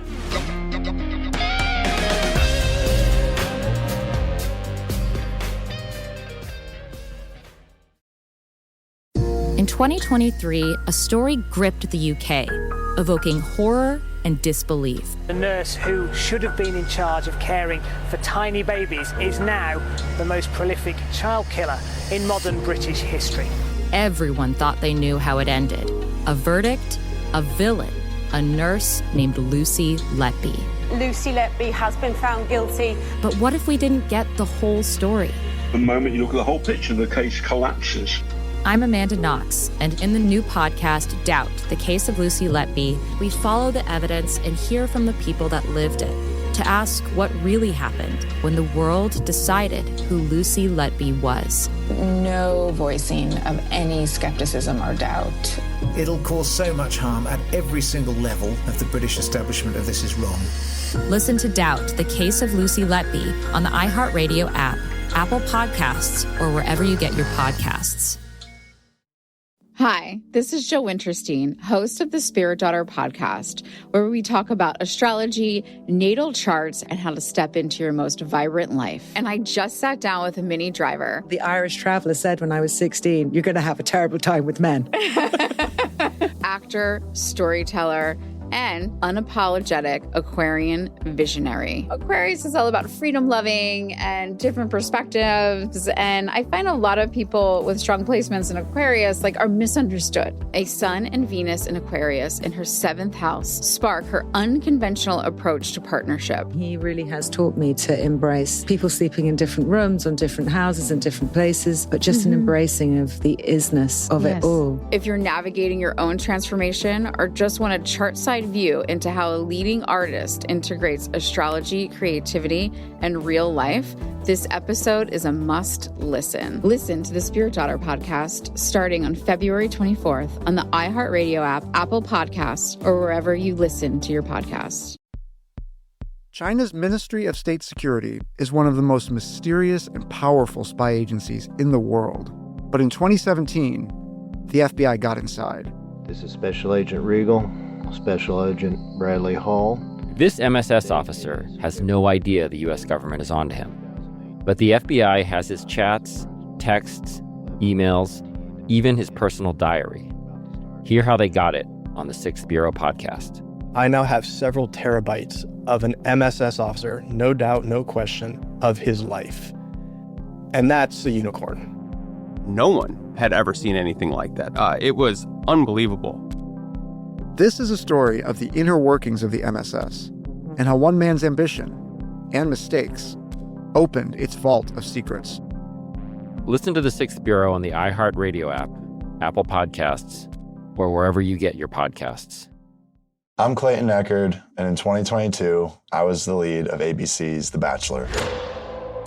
Unfortunately, it didn't go according to plan. He became the first bachelor to ever have his final rose rejected. The internet turned on him. If I could press a button and rewind it all, I would. But what happened to Clayton after the show made even bigger headlines. It began as a one-night stand and ended in a courtroom, with Clayton at the center of a very strange paternity scandal. The media is here. This case has gone viral. The dating contract. Agree to date me, but I'm also suing you. Police search warrant. This is unlike anything I've ever seen before. I'm Stephanie Young. This is Love Trapped. This season, an epic battle of he said, she said, and the search for accountability in a sea of lies. I have done nothing except get pregnant by the Bachelor! Listen to Love Trapped on the iHeartRadio app, Apple Podcasts, or wherever you get your podcasts.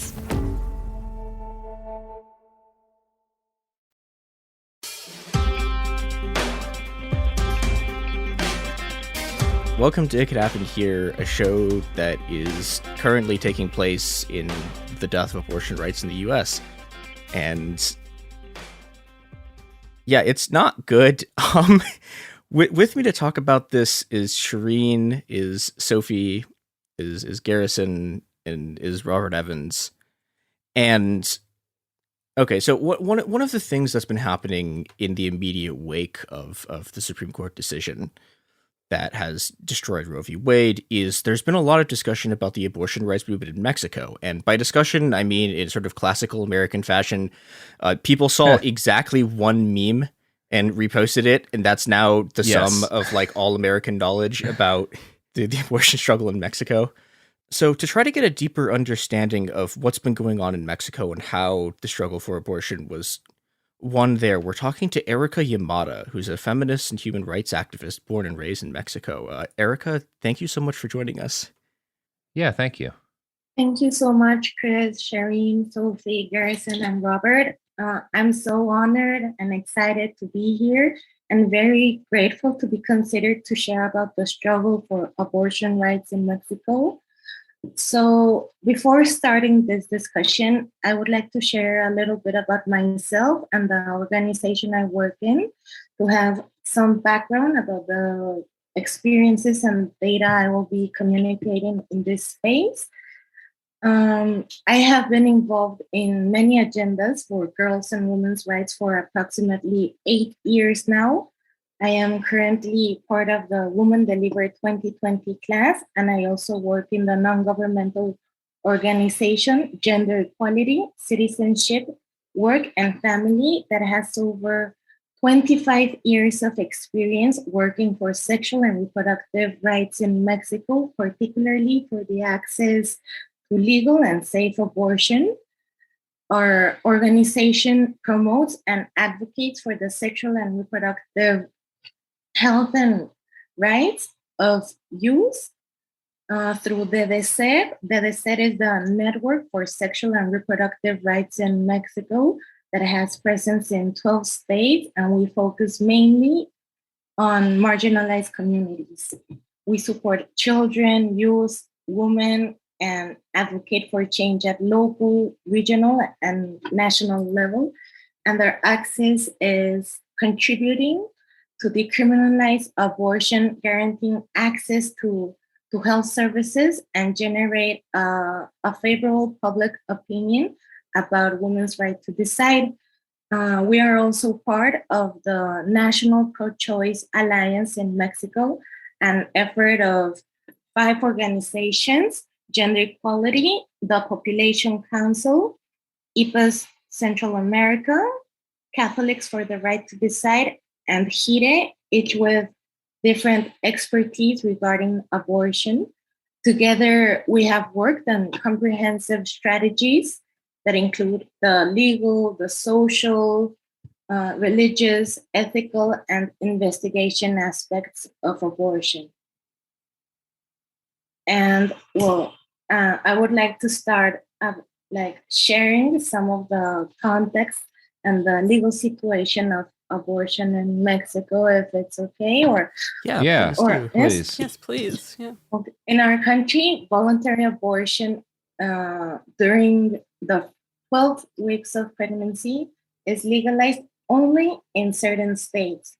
Mexico City, the capital, was the only state in the whole country that decriminalized abortion in 2007.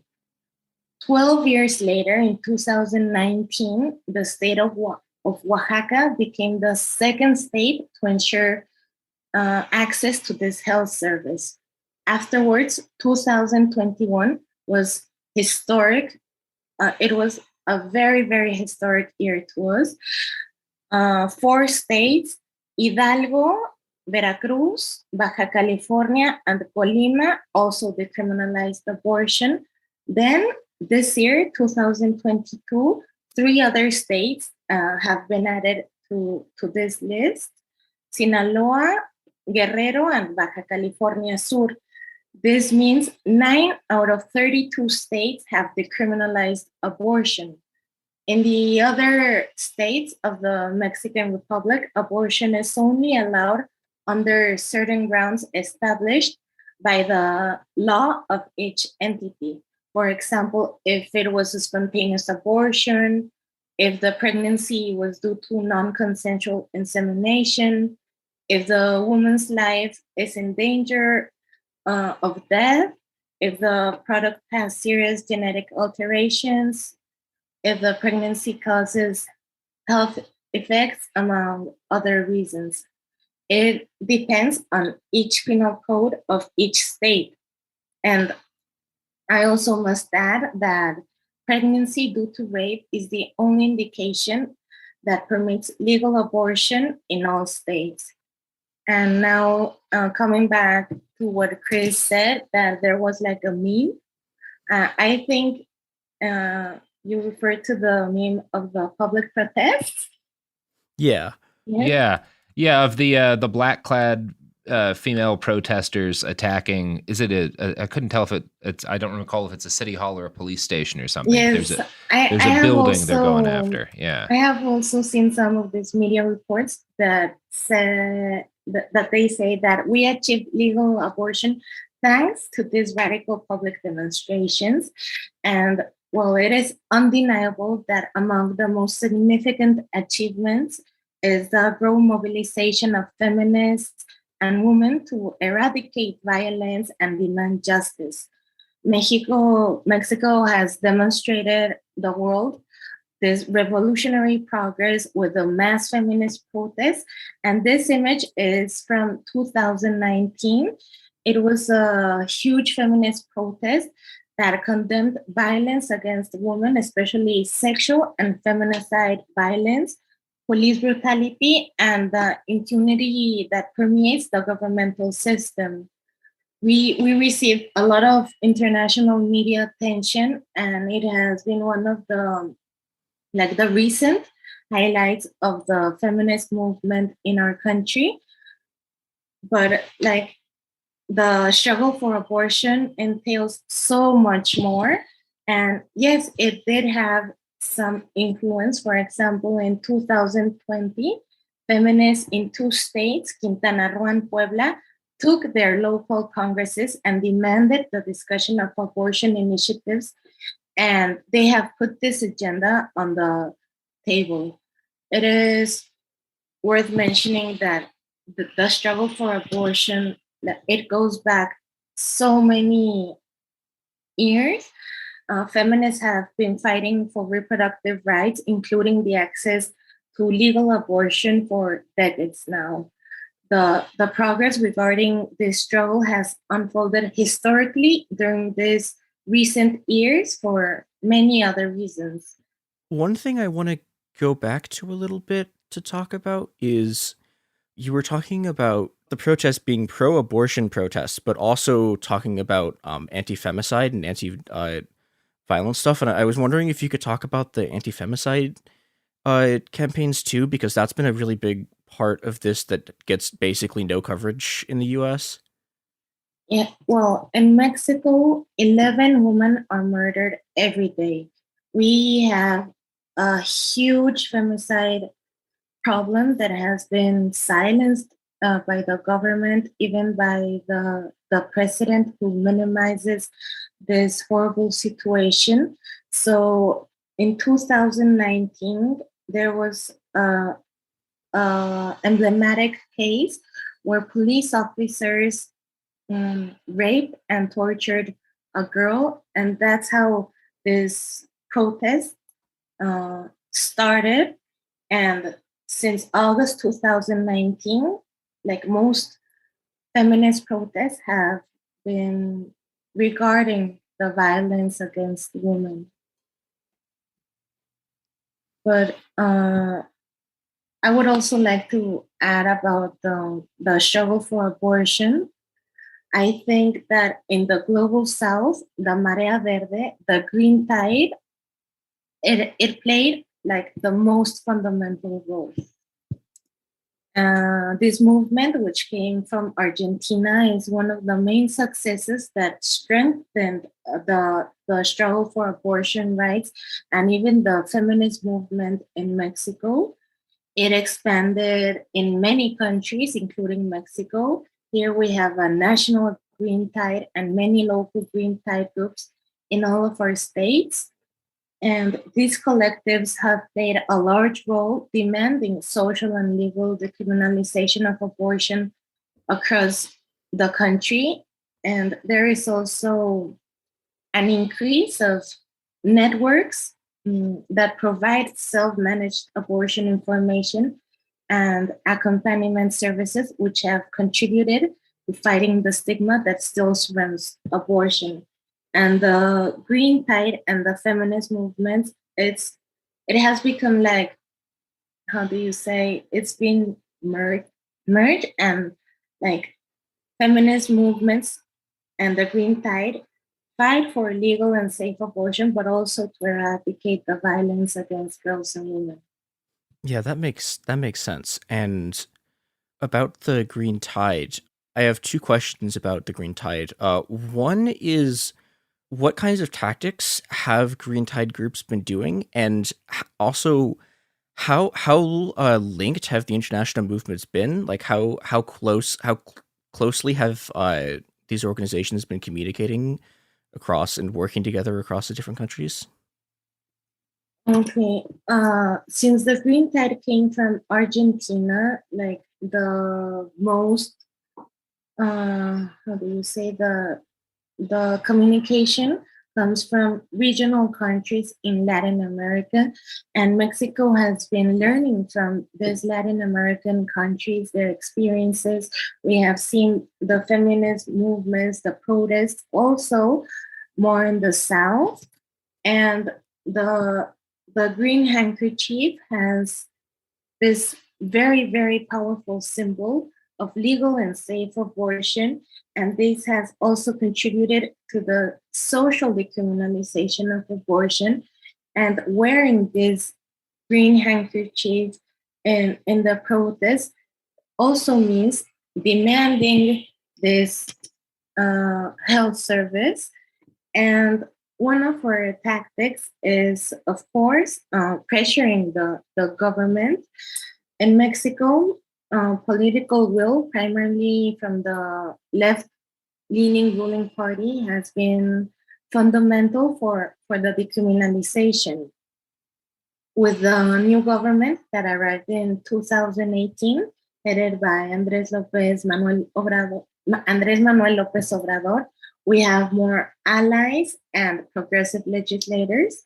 So due to the majority that this political party has in many local congresses, the feminists of each state have been able to pressure and work with these legislators and keep pushing this agenda.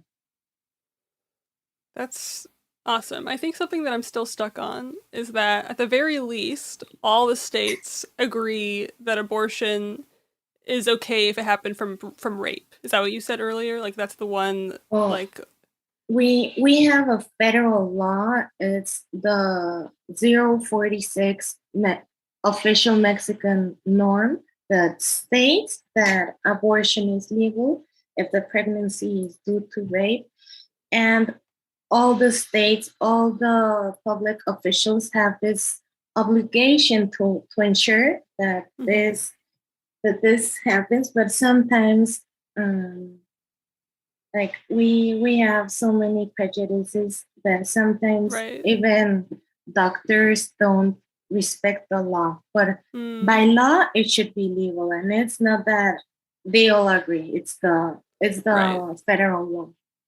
Yeah. It's just so, I mean, it definitely has its flaws and people with their own biases. But like here, usually the rapist will have more rights and protection than the person that got raped. Like the family is allowed to sue the person that got an abortion, for example. It's insane. But so then here, a lot of the bigotry comes from like Christianity and religion. Is it the same? Like, is that the baseline for the opposition there too? Yes, because Mexico is a predominantly Catholic country, and abortion entails many controversies due to the different positions that come from these religious stances that ignore and deny the access to this service and deny it's a human rights issue. And religious anti-rights groups, or how do you say, anti-choice groups, have a powerful presence and are actively hindering law proposals regarding this topic. The prejudices and stigma are present even amongst healthcare providers, and sometimes the religious people, they pressure these healthcare providers, the legislators. For example, every time there is a law in a local Congress, there are so many religious groups outside the Congress. They are, how do you say, like bothering the legislators. They even get their personal numbers, and they are like harassing them. Yes, harassing is the word. They are harassing them. So yes, they have a lot of power, a lot of money, and this affects even the states where abortion is legal, because as I said before, sometimes doctors deny it even if it's requested under the legal indication. So yes, it's a problem. I'm curious what you see as kind of the value of the street actions that were carried out as opposed to kind of the actual organization on the legislative side of things. Like what degree do you think both contributed to the successes that y'all have seen? I think both were very, very important to the recent successes. The public demonstrations helped the feminist movements strengthen. Like it is, like yes, this recent protests have been it has been where the most women have gone out to the streets, taken the streets, and it has helped because the government has responded to some of our requests, but also it is extremely important to talk about the organization. And also something I didn't mention and that I would like to emphasize is that in 2021, the Supreme Court of Justice in Mexico ruled favorably in 4 abortion-related cases, and this provided us with progressive jurisprudence and legal interpretations in favor of recognizing and increasing abortion rights. So this has, this has served our movement and all the argumentation to push the decriminalization laws. And about the 4 cases, in the first case, the Supreme Court declared that limitations to access legal abortion after rape must be removed. In the second case, it declared that the absolute criminalization of abortion with consent is unconstitutional. And in the third case, it declared that the protection of life from the moment of conception is unconstitutional. And in the fourth case, the court ruled that legislative reforms broadening the boundaries of conscientious objection in the federal health law are unconstitutional. And the Supreme Court is the highest court of justice in Mexico, and all judges should respect what they establish. And unfortunately, it doesn't happen in all states, but it is like the most important precedent we have right now, and it is fundamental for our argumentation in local congresses. Has the national government done anything at all to try to force the states who are like not following the rulings to like accept the rulings? No, because our president, he is very neutral in this topic, and he has spoken against feminist movements, and he thinks that any protest means like conservators against his liberal government. So no, we don't have this support from the national government, although, as I mentioned before, we have a lot of allies, and in many instances that have helped to pressure state state public officials to respect the law and to keep pushing this agenda.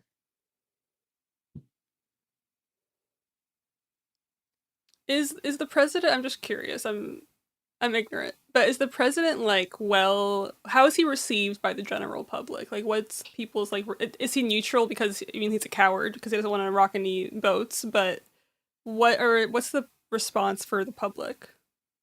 He still has a lot of support from the majority. He is one of the first, how do you say, progressive presidents, although we have been very disappointed by many of his actions. For instance, the increase of militarization and the criminalization of feminists, of human rights activists, of journalists. However, it is the first time in so many years that a president talks about poor indigenous people, that send support to rural communities. So he still has a lot of support. One thing that I don't know how much you want to get into it, but we talked to some people. Oh God, I don't remember how many months ago now, but we talked to some people a while back who were doing trans rights organizing in Mexico, and they were talking a lot about how they were talking about how, I guess, like, anti-choice conservative groups had been using sort of organized transphobic groups as a way to sort of divert attention away from the abortion struggle and the femicide struggle into stuff that doesn't like challenge the status quo. And I was wondering if you wanted to talk about that a little bit. Yes, thank you so much for talking about this.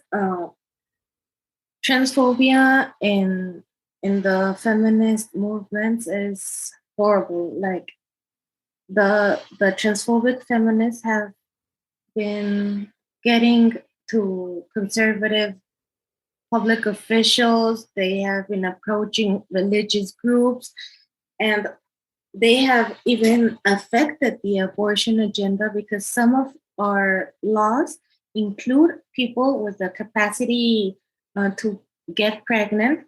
So these health services include trans men and non-binary people, but these transphobic feminists have been, how do you say, obstaculizing this struggle because of these prejudices. And it is very, very sad. And some of the main and most famous references in feminism have been citing this transphobic side. And yes, they are approaching to the ultra-right, and they have been hindering not only trans people's rights, but now women's rights in general. Yeah, I think, was it? I'm trying to remember off the top of my head. I think that there was a picture that was going around that was some of the organizers from one of the like transphobic feminist collectives, like taking pictures with Felipe Calderon.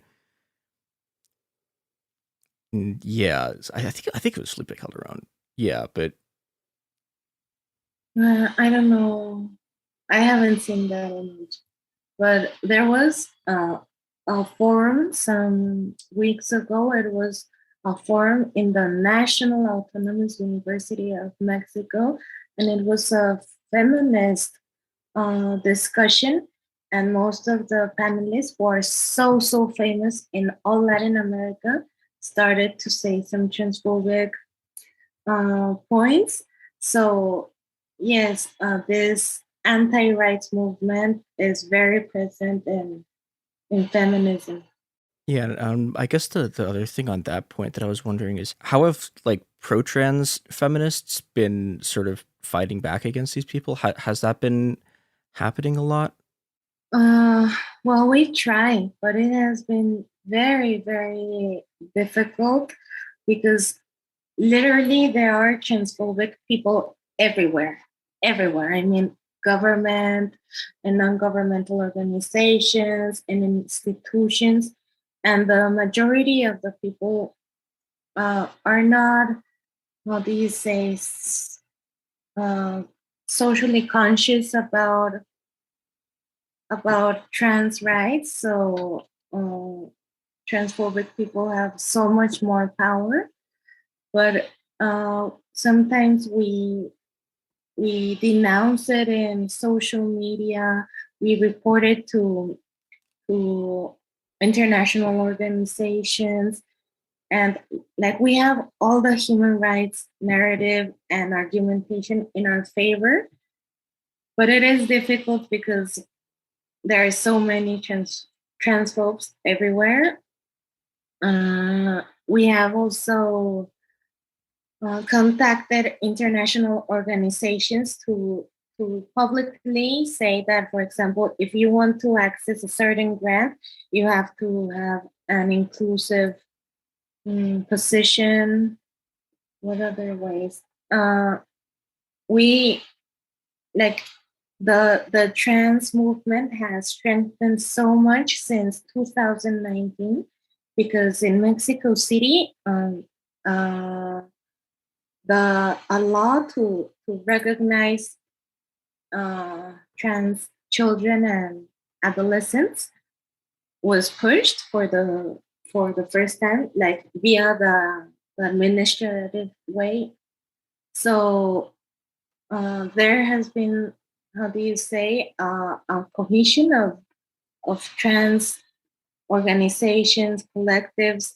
So I think that is the most noteworthy progress. Yeah, I guess there's been a lot of people like looking to the Green Tide and looking to sort of the broader Latin American feminist movement for sort of inspiration and also for sort of tactical advice. And I was wondering what advice would you give people in the US who are coming into this fight now, and where would you send people to learn more stuff about it? Some key points I consider relevant is firstly the visibility of the pro-choice agenda and the social decriminalization of abortion. When we talk about legal abortion, we have to emphasize a lot also on the social decriminalization. It is very important to work on strategies to reduce stigma and demonstrate that abortion is a common reproductive event that must be approached using gender perspective and the human rights framework. We encourage public dissemination of the legal, medical, and social information with hard sustained data from international organizations that position abortion as a human right and an essential health service. And related to this first point, the narrative and the argumentation. We have to focus on the access to safe and legal abortion as a human rights issue, which means it's a governmental obligation to ensure access to this service. On our case, Mexico has national and international commitments regarding girls' and women's rights, and I'm pretty sure the United States also has this commitments. So it's their obligation, it's the government's obligation to ensure. And also regarding their narrative, we have to work on naturalizing abortion and encourage people to stop using this word as a crime. Abortion is a human right and it is a reproductive event in the life of women and people with the capacity to get pregnant. And it's a reproductive event that has always existed and will always exist, either naturally or induced. And some of the organizations that I know of here that can provide information are the pro-choice alliance organizations. Catholics for the Right to Decide, they can give the religious and ethical arguments. My organization, Gender Equality, we have the social argumentations. We accompany and work with the girls and women. We are in 12 states, and we are in the mobilizations.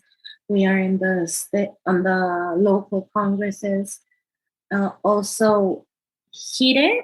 GIRE in Spanish is Grupo de Información de Reproducción Elegida. They have all the legal expertise, and they work these reforms and laws to decriminalize abortion. We have IPAS. IPAS is an international organization, and they are medical experts, and they provide all types of data and information regarding this part. And the Population Council, they are the experts on monitoring and investigation, and they have many research papers. And well, there are also like other pages that can give information, for example, about self-induced abortion. The health organization has a protocol. It's a public protocol for self-induced abortion, and it is completely safe to do it at home.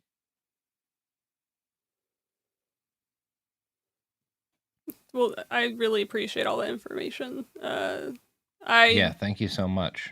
Yeah, thank you so much. I think it's really helpful to hear what other countries have done in the same struggle. It's like so similar but different at the same time, because we've dealt with the same similar things like TERFs and religious opposition and everything. So it's really helpful, I think, to realize, like, first of all, it is a basic human right. Like it's not even, it's like internationally an issue. And then just to see how other people have organized is really important, I think. Yes, and now I believe that we have like kind of a similar situation where it's a situation of legal discrimination in which only women who live or have the resources to travel to the states that have decriminalized abortion can exercise the right to a voluntary legal interruption of their pregnancy. Am I right? Because I don't know much about the situation in the United States, but I know that it is legal in some states, right? Yeah. So it is legal in some states, and then like in contrast to that, it's like illegal even in case of rape, and like the people that have been raped can be sued. It's like a very like up and down kind of balance. But yeah, there's definitely both that exist, and I think that's where it becomes really hard to extinguish the bad side. Yes, part of our struggle to decriminalize abortion in the other states is because women who live in poverty and marginalized conditions, who want to have an abortion but reside in other states where it's illegal, cannot do so under legal circumstances. So it's also a class problem. Definitely. And also in Mexico, there are some states that even criminalize a spontaneous abortion. Like it wasn't even induced, and instead of calling an ambulance, some people call the cops when a woman is dying because of a spontaneous abortion. So that's terrible. Yes, and this has caused also a public health problem affecting girls and women in more vulnerable situations who live in the most restrictive context, rural and indigenous communities, also migrants, girls and women victims of sexual abuse, women with disabilities, among others. And always, the most vulnerable women are more susceptible to getting unsafe clandestine abortions, which can lead to infections, hemorrhaging, injury to internal organs, and even death. There are some places, like in communities, where there is not even access to internet or to basic health services, and girls and women are still dying due to unsafe abortions.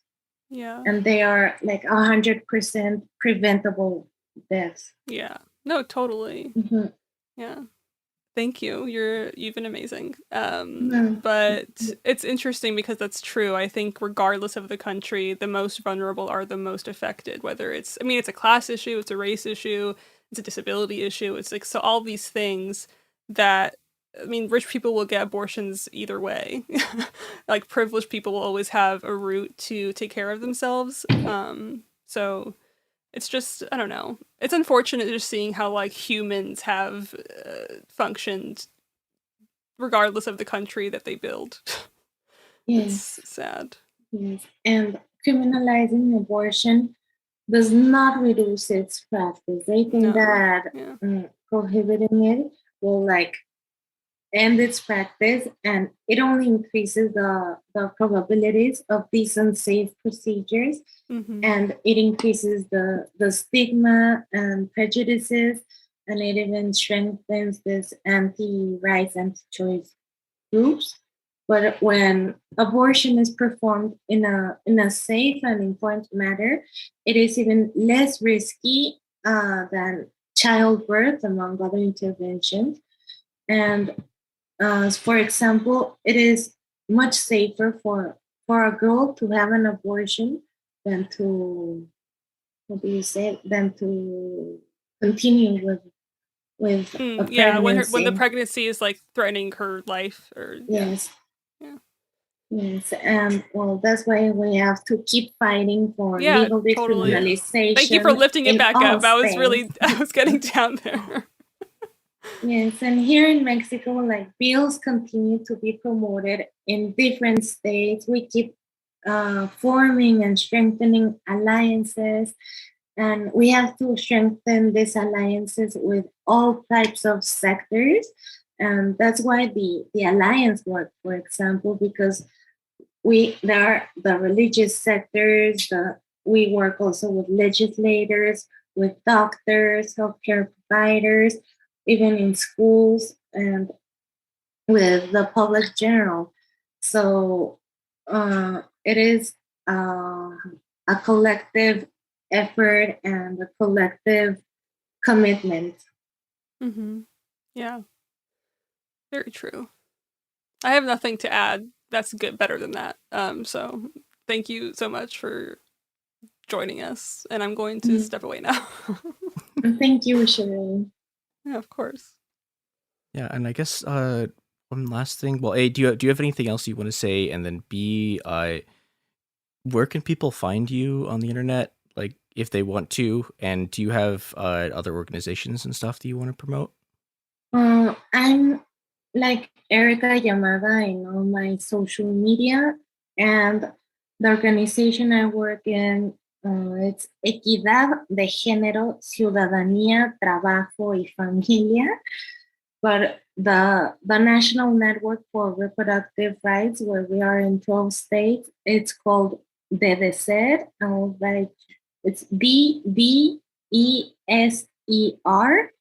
and you can find those in most of the states, and we can provide information regarding abortion if you write to us. And also something I would like to say is that even after it's legalized, we must continue to ensure that these abortion services are are implemented and that they can reach to all girls and women, that it must be guaranteed in paper and in practice.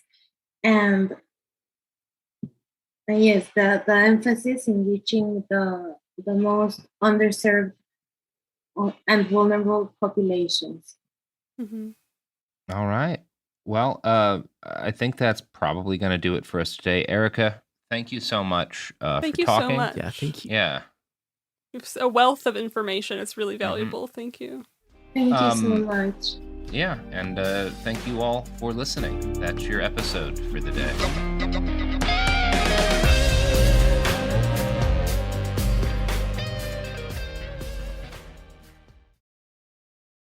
In 2023, a story gripped the UK, evoking horror and disbelief. The nurse who should have been in charge of caring for tiny babies is now the most prolific child killer in modern British history. Everyone thought they knew how it ended. A verdict, a villain, a nurse named Lucy Letby. Lucy Letby has been found guilty. But what if we didn't get the whole story? The moment you look at the whole picture, the case collapses. I'm Amanda Knox, and in the new podcast, Doubt, the Case of Lucy Letby, we follow the evidence and hear from the people that lived it to ask what really happened when the world decided who Lucy Letby was. No voicing of any skepticism or doubt. It'll cause so much harm at every single level of the British establishment of this is wrong. Listen to Doubt, the Case of Lucy Letby on the iHeartRadio app, Apple Podcasts, or wherever you get your podcasts.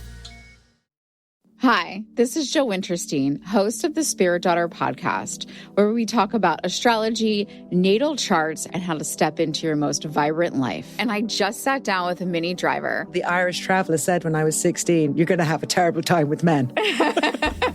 Actor, storyteller, and unapologetic Aquarian visionary. Aquarius is all about freedom loving and different perspectives. And I find a lot of people with strong placements in Aquarius are misunderstood. A Sun and Venus in Aquarius in her 7th house spark her unconventional approach to partnership. He really has taught me to embrace people sleeping in different rooms, on different houses, in different places, but just an embracing of the isness of it all. If you're navigating your own transformation or just want a chart side view into how a leading artist integrates astrology, creativity, and real life, this episode is a must listen. Listen to the Spirit Daughter podcast starting on February 24th on the iHeartRadio app, Apple Podcasts, or wherever you listen to your podcasts.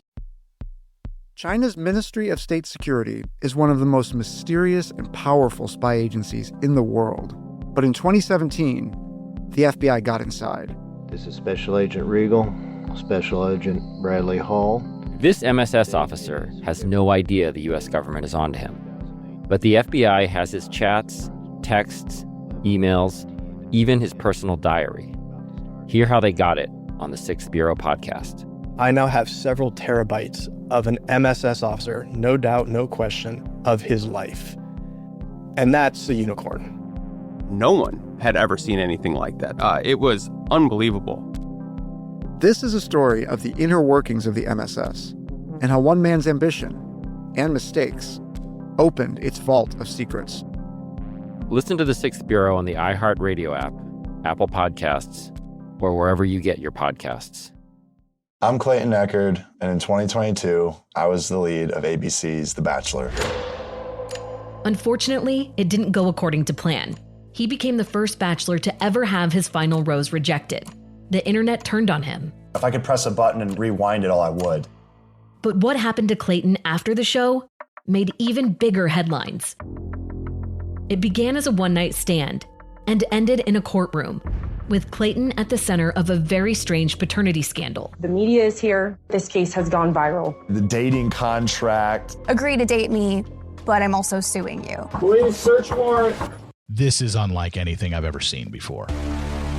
I'm Stephanie Young. This is Love Trapped. This season, an epic battle of he said, she said, and the search for accountability in a sea of lies.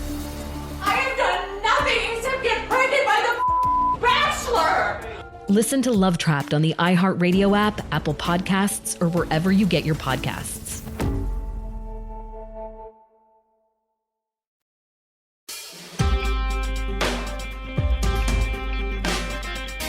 welcome to It Could Happen Here. I'm Garrison. With me today is Chris. And today we'll be talking about something that I was wanting to do for Pride Month, but time kind of got away from me. But we'll be talking with Noah Adams, who does research into the kind of crossover between autism and being trans. I know we briefly mentioned some like rhetoric around this on our War on Trans People series episodes. And Noah was kind enough to reach out to me to be willing to discuss this more in depth. Greetings. Hello. Thank you.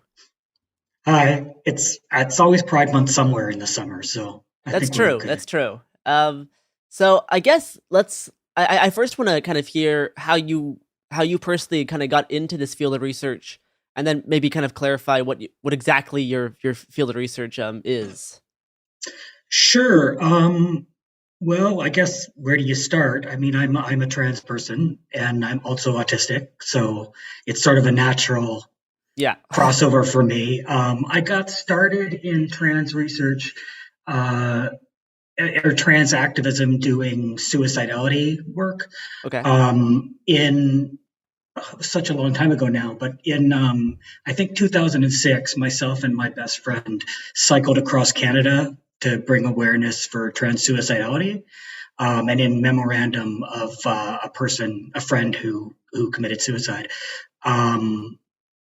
So, we went to a lot of different communities in Canada, including Saskatoon, and did talks with local trans communities about suicidality prevention stuff, and met a lot of great people. And then I came back and I did my Master of Social Work, also on trans suicidality research, kind of looking at how there's a lot of different research out there, and who knows, there's a lot of different rates that are given all high, and where are we supposed to, fall on that. And then I finished that, and I was kind of tired of doing suicidality work. Yeah, that seems it can get a little bit exhausting, and kind of grim. I have a much darker sense of humor than I used to. Yeah. So a friend, I was kind of drifting into autism work, and a friend who, Jake Pine, who's a professor now at York University, suggested I kind of move into that area, and here I am. So with the kind of crossover between being trans and I guess I'm not the best. I don't know. I consciously don't kind of know what the most appropriate language is. Would you prefer to say that you like have autism or you are autistic? I mean, I think it's pretty universal in the autism community to talk about identity first language. So yeah, exactly. Autism kind of leads, and that's I mean, I guess I'd say I'm autistic. Most people don't say person with autism. Yeah. So with that, how have you kind of what initially got you to because we see a lot of propaganda and stuff trying to almost like take away people's agency around both being trans and being autistic, right? There's a lot of propaganda there, especially from like the TERFs in the UK really started this out. And really accelerated on this point. And I mean, there's a whole bunch of basically autism exterminationist groups out there, and a whole bunch of other kind of problems around this. When these kind of crossovers start happening, where did you kind of what kind of prompted you to see this and be like, hey, here's this thing that needs to be researched, and here's how I'm going to go about it? Because you see a lot of people talk about this thing, but it's always generally to like attack trans people or attack autistic people. Mm-hmm. I mean, there's a lot there. I mean, I would say, my sort of seedling of interest is I just really don't like injustice. I mean, that's such a broad thing to say, but I really, injustice against people for the sake of who they are really just kind of pisses me off. And I mean, when you pick a research topic, you've got to pick something that you're willing to spend hours and hours and hours in a library or a virtual library, what have you, just kind of plowing away at it. And it seemed like I was pissed off enough at the injustice of the way autistic people and the way trans people are treated, and especially the way I think we're ignored by both spheres, by both, for TERFs and trans exclusionary folks. I really feel like we're an easy target where, autistic people or for that matter, people with developmental disabilities or people with any kind of, and I'm using heavy finger quotes on this, any kind of impairment-based disability feel like a soft target for people that just want to attack trans folks, right? Like, because they're a group that are so, it's incomprehensible to them that we would be able to speak for ourselves. So they're, I don't even think that I don't think they care about autistic people, but I don't think it even occurs to them that autistic people might have and trans autistic folks might have something to say for themselves. So what's kind of the scope of your research been? For however long you've been working on this for, it's for a PhD program, correct? It is, yeah. Well, I started out doing, I wrote a book on trans and autistic folks. It's sort of a series of interviews with folks. And, I just asked them like about their lives and what it was like to be trans and what it was like to be autistic and what it's like to, try to transition as an autistic person. And a lot of stuff came out of that around, how difficult it can be for folks that are both to access trans healthcare and to sort of navigate their way in the world. And this is, for my PhD work, it's sort of an outgrowth of that. So I'm looking specifically at how trans autistic community groups, sort of grassroots group formations are forming and what their goals are. How do you go about like ethical research into this topic? Because definitely there's a certain way to be like, I'm researching autism and trans people to be like, that's a little bit of a side eye, right? Because of how like the TERF groups talk about it. Now, obviously you're trans and autistic and that's completely different, but like definitely, yeah, I was definitely wondering, like, is there like what types of like ways does ethical research go about so that you actually understand people when you're talking to them? It's not about like, here, we need to like solve these problems, because they're not problems to be solved, but it's research into living people who are like having lives. Yeah, that's a great question. I'm sort of sorting through that myself right now because I'm just, working through my ethical research proposal. But I think you just have to be really honest and open and really write all this stuff out. Like, how are you going to contact people and what are you going to talk to them about, and showing other people what you're doing and being very open to that process, if that makes sense. Yeah. In what types of ways do you see the crossover kind of between ableism and transphobia, and like how have you seen that crossover be used to kind of hurt both trans people and people who are autistic and people who are both? I think the most explicit way has been, I see a lot of articles by The Guardian or the Daily Mail. Sure. That, bring up the specter of autistic people being overrepresented again in finger quotes, among the trans population going to gender clinics. And there isn't ever any explanation after you say that. The scaremongering is just saying there's autistic people supposedly overrepresented among trans folks. Oh no. But as if it doesn't need saying, it's assumed that that's appalling. But I would like a little bit more explanation. There's a lot said by how they frame it and like what they don't say. And really frame it's all framed as if this is something that everyone recognizes as like a problem. And countering that is really challenging because it is, because like again, you're doing research into this specific crossover. And what kinds of stuff have you kind of learned throughout your research about this? It's interesting. Like, that attitude is also represented in the academic literature. Like, over the last, I bet, yeah, I'd say over the last 5 years, the literature on the crossover of autism and trans folks has like skyrocketed. Like, I always say in 2020 alone, something like 150 articles were published whereas 2 years before that, maybe 20. Okay. And the vast majority of them are mentioning the co-occurrence in passing. So they're saying, oh, well, we read these other things where autism and trans identity co-occurs. So thus you should be very careful prior to providing trans healthcare because they might be autistic. Yeah, that's the other thing I wanted to talk about was like Yeah. the whole medical gatekeeping aspect. And like you especially see this with like TERFs, you know, there's a lot of like infantilization with the TERF rhetoric around this. And then that kind of leads to this type of medical gatekeeping.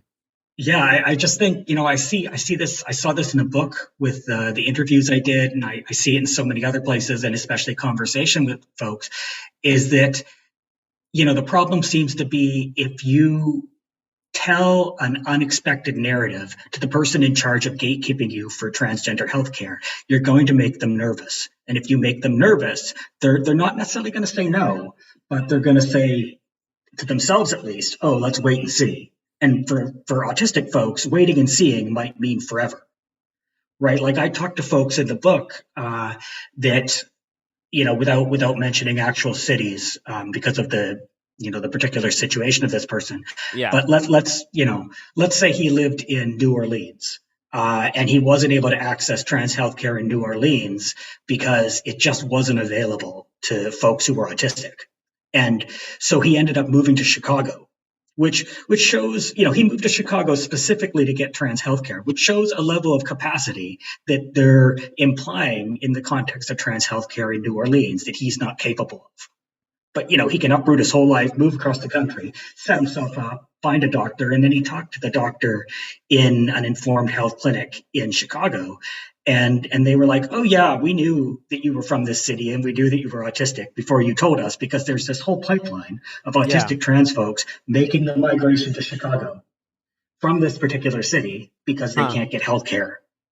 I mean, like, you know, I'm also thinking about, you know, like kids trying to come out as trans who have autism or have any other kind of, you know, quote unquote developmental disability. And like, just all of the ways that can be used to gaslight kids about their gender identity.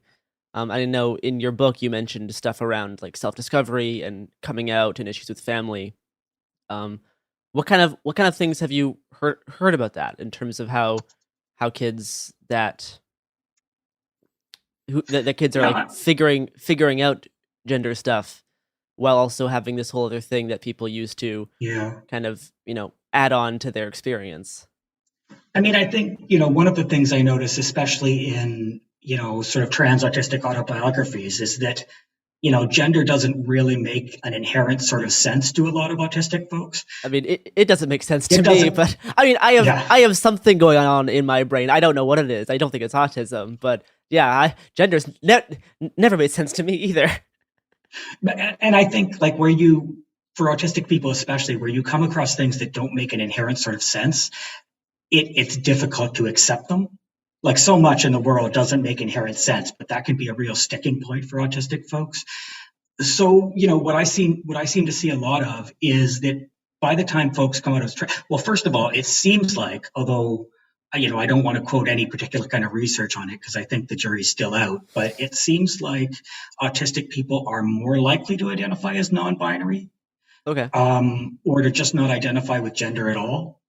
And it does seem like by the time folks come out as trans, whatever, you know, permutation of that there is for them, they've tried just about every other identity they can try out.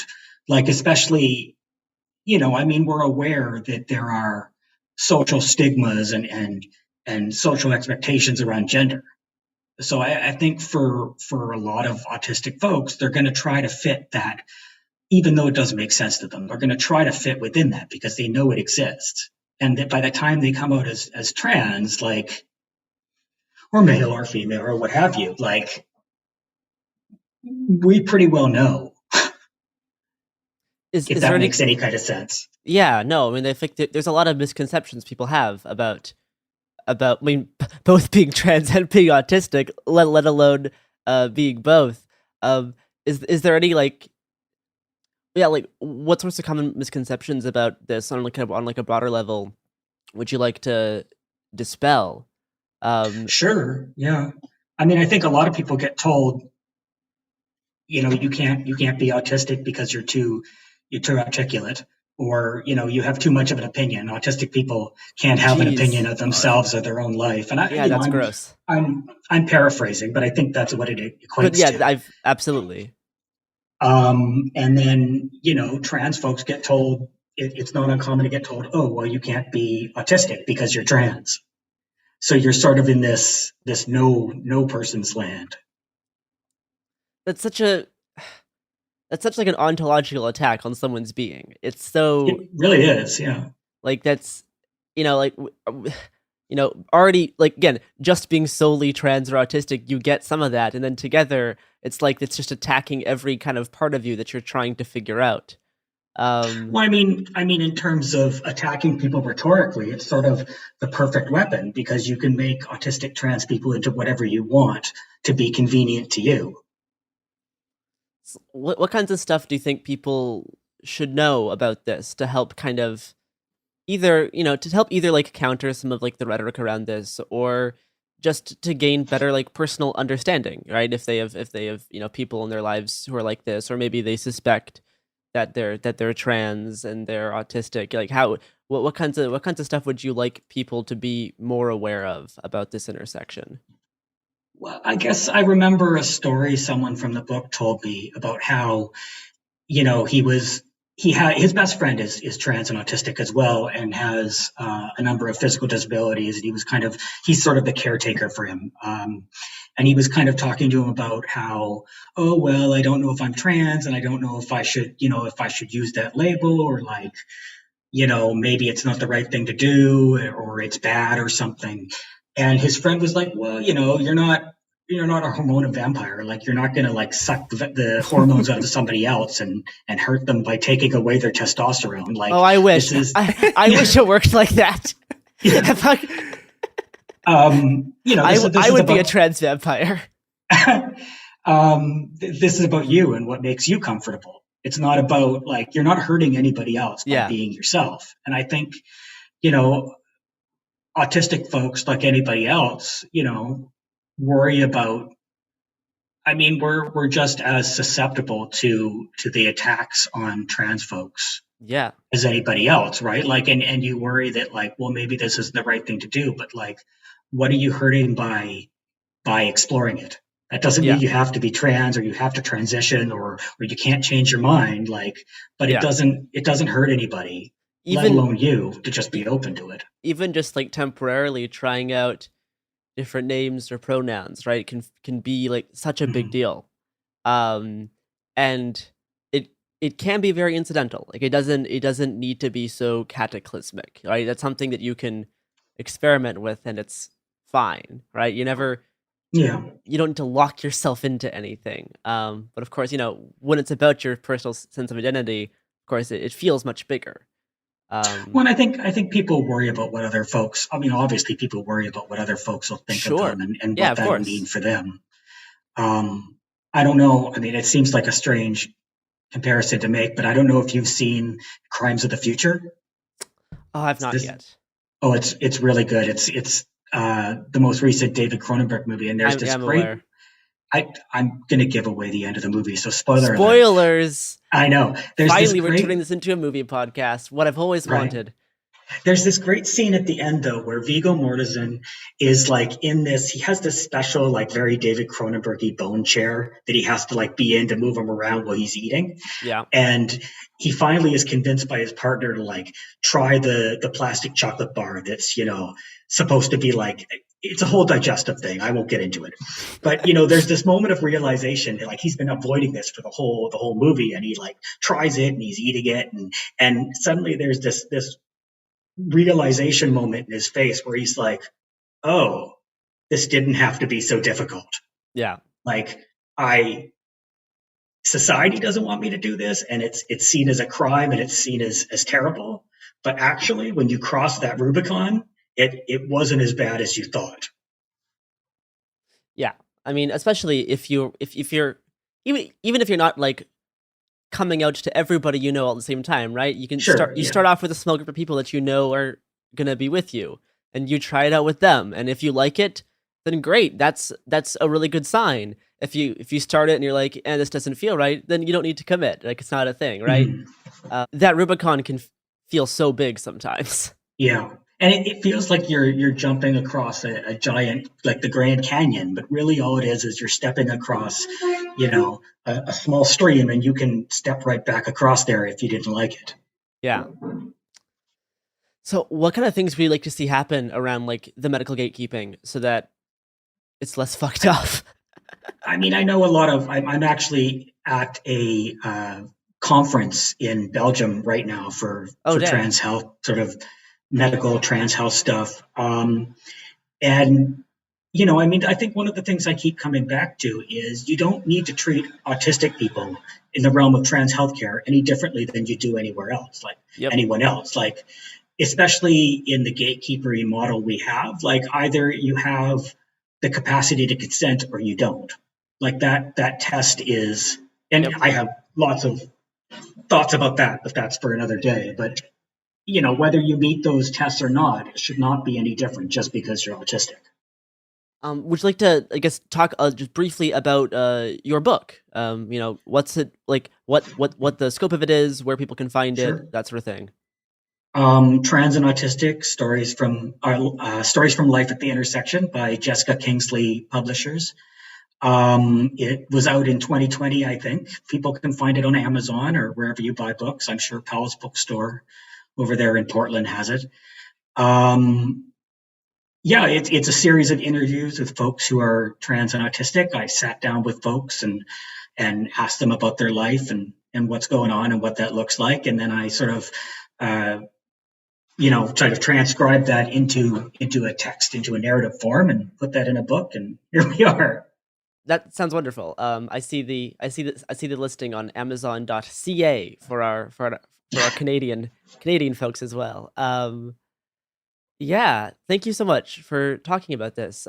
Is there any other kind of random thoughts that you would like to mention that we haven't brought up yet? Sure. I always like to plug Rubes Walsh's work, which looks at, they do a lot of work in trans autistic stuff too.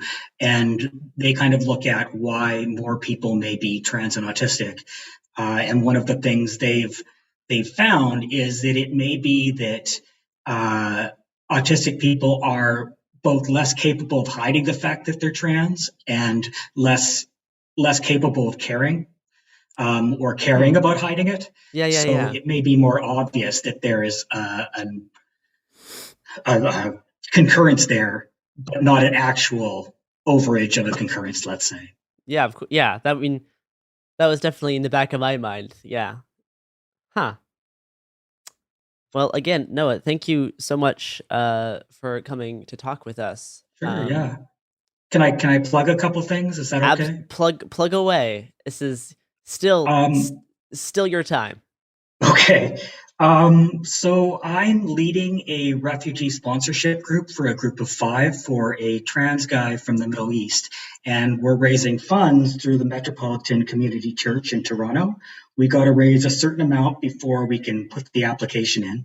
And I can give you that link, but it's at canadahelps.org, and the name is Trans and Proud. Trans Proud. Trans and Proud. I can read out the whole URL, but it's kind of long. I will put, if you send me that link, I will put it in the description for people to click on. Awesome. And you can find me at Noah Adams on Twitter, because I got in early enough to get my name. Yeah, wow. March 2009. Just right on the cusp. Yep. Well, again, thank you so much for reaching out to talk about this intersection. Hopefully, if anyone was interested in what we were talking about, please check out Noah's book to just read a whole bunch of stories from people about this. Yeah. Awesome. Thank you. Yeah. All right, everyone. That does it for us today. See you on the other side.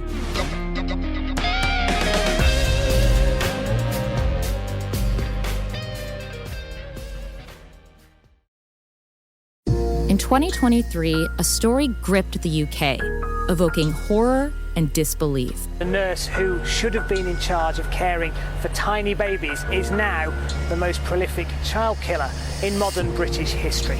Everyone thought they knew how it ended. A verdict, a villain, a nurse named Lucy Letby. Lucy Letby has been found guilty. But what if we didn't get the whole story?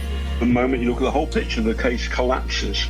I'm Amanda Knox, and in the new podcast, Doubt, the Case of Lucy Letby, we follow the evidence and hear from the people that lived it to ask what really happened when the world decided who Lucy Letby was. No voicing of any skepticism or doubt.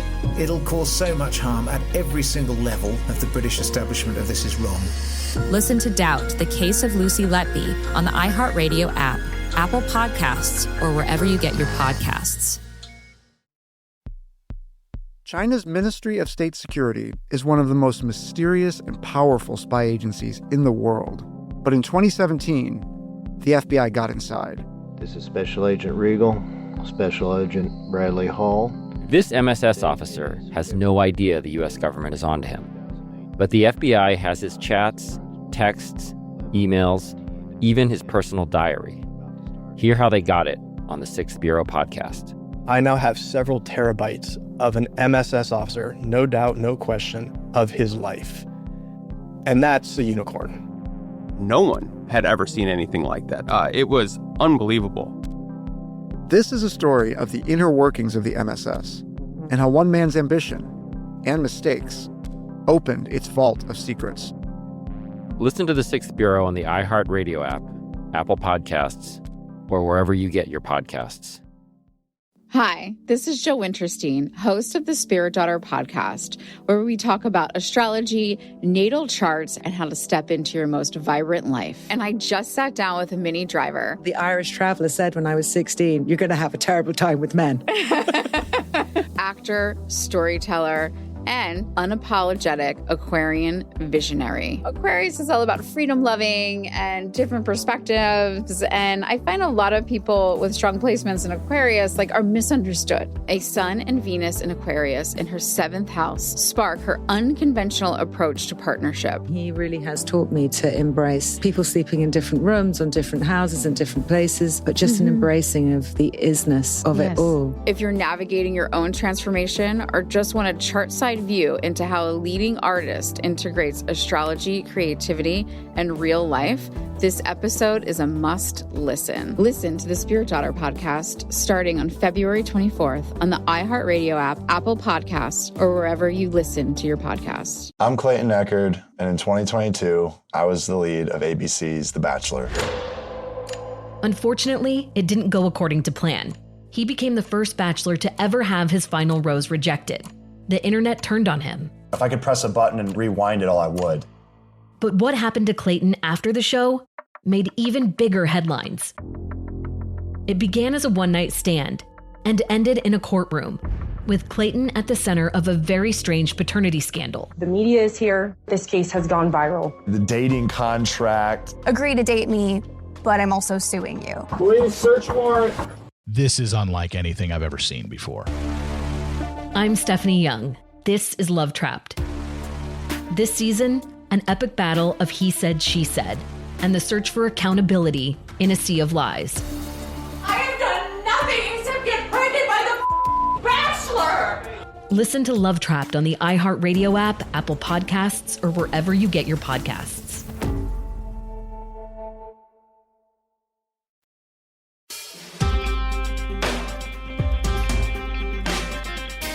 Oh, yeah! Sophie, that's how we open the episode.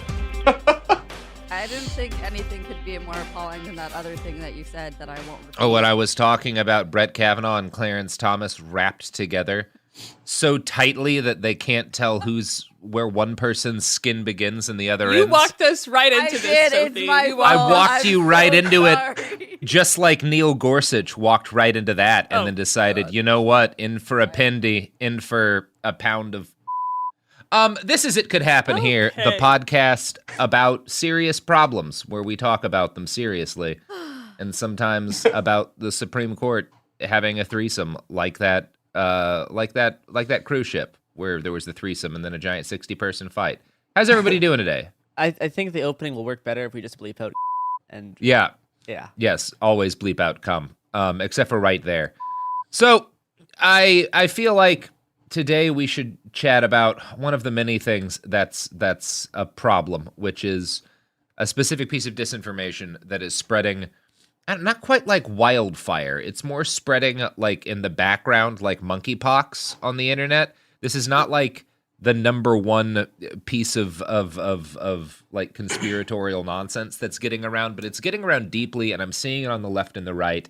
You have, if you spend any time at all on social media, which statistically you do, you've probably seen a bunch of stories and like freaked out posts about fires and arson at agricultural facilities and factories. Food factories is often how it's phrased. I think the post I saw about it that was sort of most emblematic was someone being like, hey, you're probably not aware that some huge number of chickens died in this fire recently and a bunch of cows died in this field, but if you were, it's the only thing you'd be talking about. And the idea kind of that people are pushing when they catastrophize this is that there's this massive rash of attacks on American food infrastructure at a year when we're already due for a food crisis because of the Ukraine, and it's going to be this big like looming disaster, and some like shady group is trying to starve everybody. And we brought in a friend to talk about this because it is not at all what people who are kind of catastrophizing are saying. And I wanted to introduce Carl to the show. Carl, how are you doing, buddy? Living life in a one-party state. Yeah. Yay. I don't know, man. There's a lot of parties these days, like the one on that cruise ship. Or the Forward Party, our favorite. This is a big Yang Gang podcast. Oh no! Now, Carl, you and I have been buddies on the old Twitter for a while. You were the origin of one of the terms that we use a lot on this show. I wanted to talk to you because this is a pretty potent piece of weaponized unreality. And it is. You have been tracking this for a while on kind of your own. Yeah, well, this is one of those ones it sits in between a lot of the other conspiracies, right? So like you said, it's kind of the background operating thing right now. So when we think of the big conspiracies right now, they kind of revolve around what they always did, right? Depopulation, weird NWO, like secret society stuff, the Q brand of that, however we want to look at it. This is a little bit different because this is more overtly political, right? So this is looking to not just dig the hole of, well, everyone's out to get us. Bill Gates is buying all the farmland, the crazy stuff we normally, that's right in this, but it's not the center part. I've been looking at this for a few months now since I first saw it. And I first saw kind of traces of this right after the invasion of Ukraine started. So early March, things started to kind of shift. And nothing, posts here and there that are now missing, stuff like that. The kind of classic, well, let's test the waters. Let's see how people accept the idea that maybe something else, in the conspiratorial way is going on. Just asking questions type. Exactly. It's the just asking questions. It's a maybe think about it kind of thing. Yeah. And those pique my interest because those tend to be test balloons. And for this kind of thing, I had a weird, there are weird feelings you kind of get when you watch some of this as much as we do. Yes. I know what you mean. You can kind of sense when the thing has enough ingredients to catch on. Exactly. And especially when there's super kind of inflammatory ingredients, right? The Bill Gates buying all the farmland is a good example. Not quite as inflammatory, but catches on because people, it's the social pareidolia thing. there's always this, I mean, and this is something, again, that's a broader thing with conspiracies. There's always a germ of truth. The germ of truth with that is that Bill Gates has bought a lot of farmland. Now, if you compare it to the total quantity of farmland, he has bought it's a fraction. 0.03% or something. I mean, it's an absolutely tiny amount of the total, right? Yeah, because this country is, I don't know if you've looked at a map recently, pretty sizable country, the United States of America. Kind of a big place when you actually look. Yeah. And so the kernel of truth is there. There are fires, right? There are industrial accidents. There are weird stuff happens in big industrial situations. We have a large industrial farming situation in this country. So you see it. And I think part of what makes the idea that, this is suddenly happening and it's suddenly like a massive problem easier to sell to people is that most Americans know next to nothing about the food supply and how it works. Like if you have, because I grew up in and around farms. I've spent a lot of my life in agricultural areas. Yep. Farms and things related to farms catch on fire fucking constantly. Oh, you may not be. Yeah. there. I think they said there are 5,000 annual 5,000 annually, about 15 a day. Yeah, exactly. I mean, it's It's giant fields of dried grain. It's fields of dried grain, and it's shit like silos full of like flour and stuff, which is like there's silos nothing like burn. Yeah. Silos explode. Like yes. Like a silo full of grain is slightly less explosive than like a military like missile or some shit. Like it's like they detonate if you catch them at the right way. Well, exactly. And like I know here in Minnesota a few years ago, and there's video of it floating around, there was a corn silo split. Yeah. And the dust goes out and something, a car engine, because it's hot, sparks it off, and it's a fireball. So these things happen. And I can remember there was one of the last things I saw, and I went and covered in Texas before I moved, was there's this little town called West, which is not in West Texas. It's in North Texas. It's in between Dallas and Waco, which is in between Dallas and Austin, because no, Waco's not a destination. And they had this big, it was some sort of, what was I'm going to Google what the facility was. But it was this like, it was a fertilizer factory, and it caught on fire. There's a terrifying video of this guy with his daughter watching it, and it goes off like a fucking fuel air bomb. Massive explosion. It killed the entire town's fire department. Like all of them dead in a second. Oh yeah, I mean ANFO, right? Like that's literally what that is. It was basically fucking ANFO, and because it happens, this is like 2013, I think. It's just this big tragedy. If it had happened a couple of years later, there would have been like a conspiracy attached to it. Oh, right? I'd be talking about it right now. Yeah, it was just slightly too early. Yeah. But like this shit happened. I mean, the point I'm making is that, and that we're making here is that like this shit happens all the time. And to the numbers we were quoting earlier, there's no evidence whatsoever that there are a higher number of these events this year than there ever are. Basically, one of the things that we've seen is, as of like the spring of this year, a list has been compiled.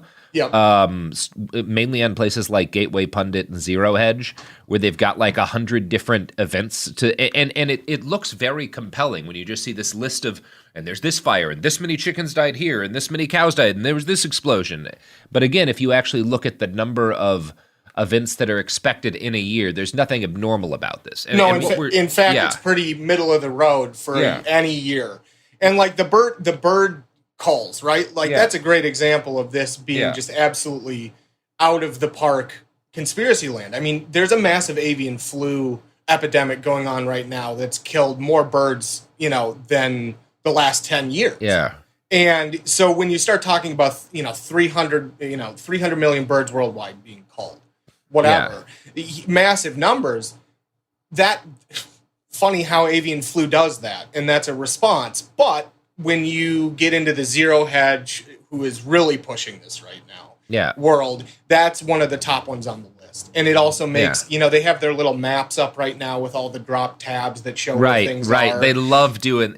And you see this in other conspiracies. I think one of the big ones that kind of was a little, I don't know, on the edge of getting mainstream recently was like the conspiracy about people disappearing at national parks, where it's like mapped 411. Yes, yeah, exactly. One of my it's supposed to be favorite like conspiracy theories. David yeah. Going for it. Yeah. And it's like, yeah, man, people, there's 350 million people in the United States, like, and also people go missing while hiking. And one of the, like, a bunch of stuff isn't on that list, like the number of those people who are found again and whatnot. Exactly. Like, a lot of people just, like, slip and fall and never are seen again because they fall down a cliff. Yes. National parks are kind of dangerous, funny enough, once you're off trail. That's why they're fun. Yeah, exactly. There was a whole 411 documentary made a few years ago about this person who went missing. They're like, where they dropped into a secret underground government bunker where they abducted, and like a year later they found his body at the bottom of a cliff. And you're like, it doesn't, that doesn't talk about the horrible stuff done with like especially in Canada with all of the missing Indigenous women. Exactly. That is actually a big problem. Yes. But I mean, back to like the farming thing. I think what all of these stories show is just the innate horror of industrial farming is actually the it is the scary. Here. Yeah, it is absolutely scary. But it's also like normal scary. Like the thing that's scary is that the system of industrial farming is incredibly dangerous. And like, if you actually want to be properly horrified about something relating to food production, look up how many people die because they get sucked into bogs of pig shit. Exactly. Or drowning grain silos. I mean, people legit, lots of people die. Whole families. Yeah. I know. One person will fall in the grain silo and they'll try to get him out. And the whole family's dead. I know people who have died that way because they grew up in a very agricultural area. Yeah. A lot of this is just like people don't know the country. But Shireen, yes. So industrial. I mean, like, yeah, for me, someone that hasn't grown up in any agricultural area at all, this is. Yeah. I mean, grain like is like grain's like quicksand. It sucks you in. Yeah. It takes you to that bottom. If you don't spread out immediately, you're going down, and there's really no way to save somebody. Stay the fuck scary. away from grain silos. Do not play around grain silos. Do Don't not play fuck around with grain. the grain silo. It is killed entire families because people will try to save each other, then they get sucked down, and it's pretty fucked up. Yeah, it's bad. When you have livestock poop, and sometimes that poop is super useful. Chicken shit's one of the best fertilizers ever. You can make chicken shit very, very useful. Pig shit is like nasty. It's toxic. It is very hard to do anything. It's a bioweapon. Once it's in the ground long enough, it's a bioweapon. Theoretically, if you were to like really care about it, you could make a use of it given enough time. But there's so many pigs because our hunger for bacon is insatiable that you wind up with this massive toxic sludge. So there's the chunk of the country in which most of the pigs come from. There are these huge pig shit bogs that are like, there are countries smaller than bogs of pig shit that we have in the United States. Yeah. And people die in them all the time. They get sucked down into the pig shit. Yep. Or you suffocate because you get one of them bursts. I mean, there's so many weird things because they're methane and hydrogen sulfide sinks. So it's just like bad things around farms all the time. And that's just farming. And what we are seeing here, if you want to like actually analyze the thing that is happening with all of these conspiracies, it's what's called the frequency illusion. Yeah. Which is the idea that like if you've ever, I don't know, when somebody like teaches, like you learn a new word, right? Or you hear about a historic event and then you keep seeing You're it gonna see it everywhere. The Fjords, there they are. Exactly. Yeah. This is something that an author that Garrison and I quite like, Robert Anton Wilson, played with a lot. It's why like 23s, one thing you'll notice in like Hollywood movies and TV shows, if you look out for 23s, they're fucking everywhere because a whole bunch of people who got into Hollywood are fans of this same guy, and there's this conspiracy with the number 23. People stick it, it's all over the fucking wire. It's in a bunch of shit. And it's at the base of things, like, right, humans are pareidolia machines, right? So we're looking for patterns and static. That's what we do. It's part, like, in my mind, it's part of our like ancestral, deep in the past protection mechanism, right? That's how we construct meaning. Yeah. Exactly. Yeah. Well, it's that, and it's how you look for monsters in the woods. It's like when we're looking for eyes in the dark, that's part of it. And so, we tend to find meaning in points. and then try and connect them because that's how we work. And so this is a great example of this. Because it hasn't gone full Q level yet, where it's just absurd to be absurd to shield itself. Like you can see where people are trying to pick together points that normally are just industrial accidents. Yeah. And, you know, some of the stuff I saw early on before, like the cow death posts and the stuff related to climate change, what you really were seeing was people trying to make order out of what is just chaotic accidents. Yeah. And now That's with exactly what I was. Yeah. Go ahead. Sorry. No, it's something you rarely actually see in the cascade of a conspiracy theory like this so overtly. And it's been really interesting for me watching that because, you know, as someone who's far too into watching people melt their brains, this kind of lays out some of the ways that this works for all of us. And I think it also offers a roadmap in certain ways to like see past it and be able to correct it for yourself, so you don't get into the same. There are 1,000 points of light here. Let's follow all of them. Yeah, it's one of the things that's interesting. So like we just called it the recency bias or the frequency illusion. There's also the recency illusion, which is like the belief that things that you have like noticed only recently are recent phenomena rather than things that go back a long time. These are kind of interrelated, but this sort of phenomena that we're seeing is often called the Baader-Meinhof phenomena.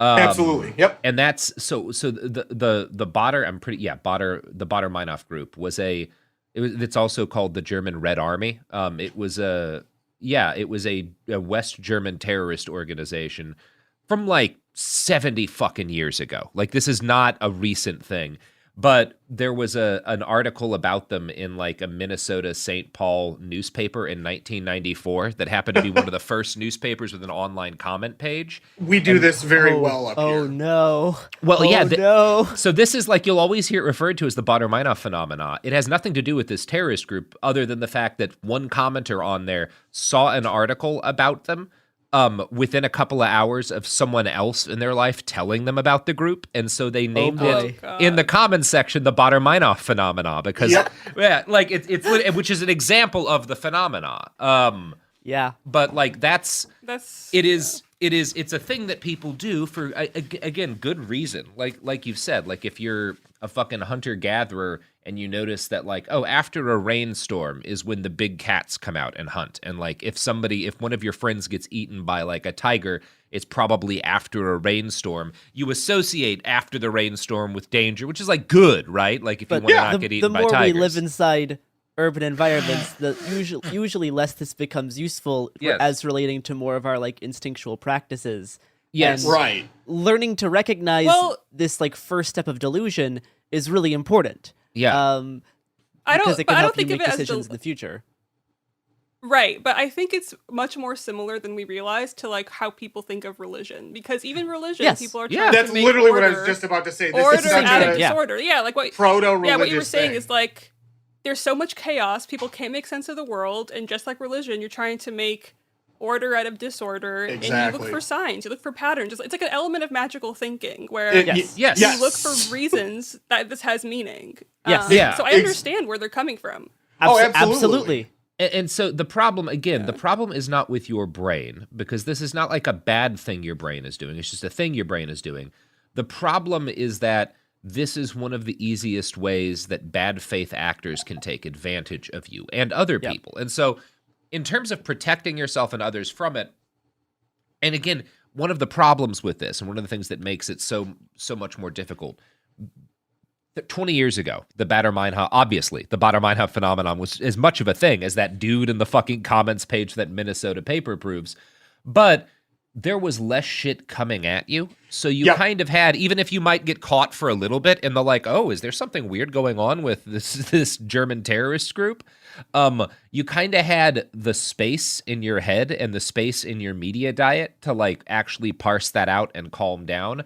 But today, it all comes with you with a flood. There's like 3 new fucked up Supreme Court decisions. And now all of the food factories are on fire, and all of the chickens are dead, and this war in Ukraine is actually elevating the food prices, and it all compounds on itself. When you start seeing something new like this come into your media diet that seems scary, one of the first things you should do is just try to get a handle on the raw numbers. Exactly. Is this this is a complexity issue. Is this abnormal? Yeah. This is a complexity issue. That's how I like to look at it, and that's exactly one of the great ways to kind of disrupt the complex nature of this and the amount of it you're taking in is just to start breaking it down. Numbers are great, right? Like if you can look and see there are 18,000 instances of industrial accidents leading to X, Y, or Z and 5,000 fires, you start to really get yourself into a better position to understand what's being thrown at you. Yeah.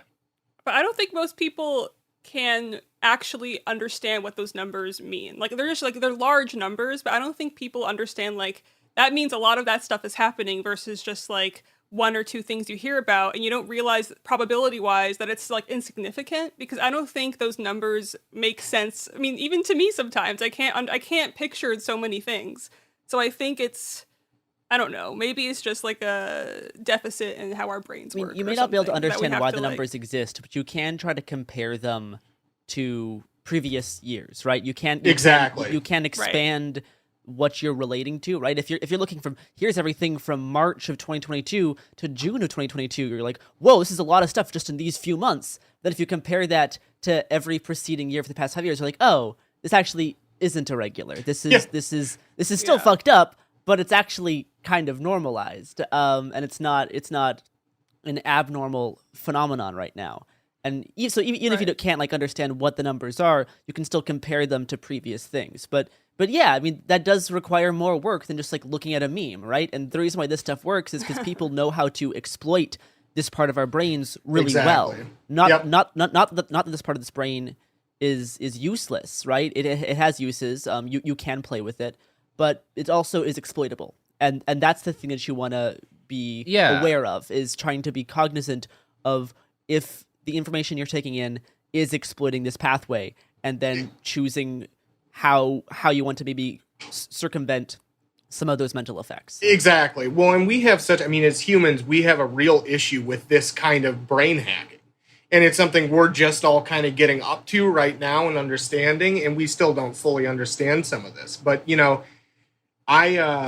a lot of the stuff I kind of initially worked off of for the concept of weaponized unreality kind of talks about social engineering in the way that like phreaking was done and hacking back in the day was done. Yep. And this is so similar to that in certain ways that it's kind of shocking, right? Like it's a conspiracy, but it's also a management tool. And it's a memory management and ultimately a reality management tool. And giving it numbers, looking at context like that does take time. But some of these are like gonna be hard and fast rules probably going forward to like interact with the digital world, because this is going to be how it is for a long while. There's a book that is kind of considered to be like the foundational text of, or at least strategic document of the Islamic State, called The Management of Savagery. And the title gives away what you're doing, right? You're carrying out, you're engaging in acts of savagery, terrorist attacks that kill innocent people, that exist to disrupt the state that you're in order to, and you're attempting to build kind of a milieu of savagery, which then provides you the opportunity to take and exert power. And what we're seeing here is like the management of cognitive biases, right? Exactly. The management of like these weird little evolutionary holdovers in your brain that don't quite work in the modern world. But if you understand what's happening, you can take advantage of them, and you can trick people into thinking things are happening that aren't. It's the same. You can see this, the right does this very effectively in a lot of the anti-trans stuff they've been doing. Absolutely. Where, yes. Obviously, with gay, if you look at the population of trans and of gay people, some number of people in that community are going to do things that are bad, right? Because it's a population of human beings. And because the country's large enough, if you get people hyper-focused on, here's a story, here's another story, here's 2, here's 3 stories. Now, does that mean that there's any kind of actual systemic problem? No. That community is no more likely to do things that are bad than any other community. But if you get people focused on each of those stories, in their head, they feel like there's an epidemic, and like, well, we have to get a handle. It's the same thing that gets done with like Islamic terrorism, right? Where it's like, yes, since 9/11, actually not that many acts of Islamic terrorism in the United States. Extremely fucking uncommon, much less common than right-wing terrorism, like homegrown terrorism. But the media doesn't really cover one of those kinds of terrorism and loves to cover the other. So you get people periodically tricked into thinking that they're under direct threat from the Islamic State or whatever the fuck.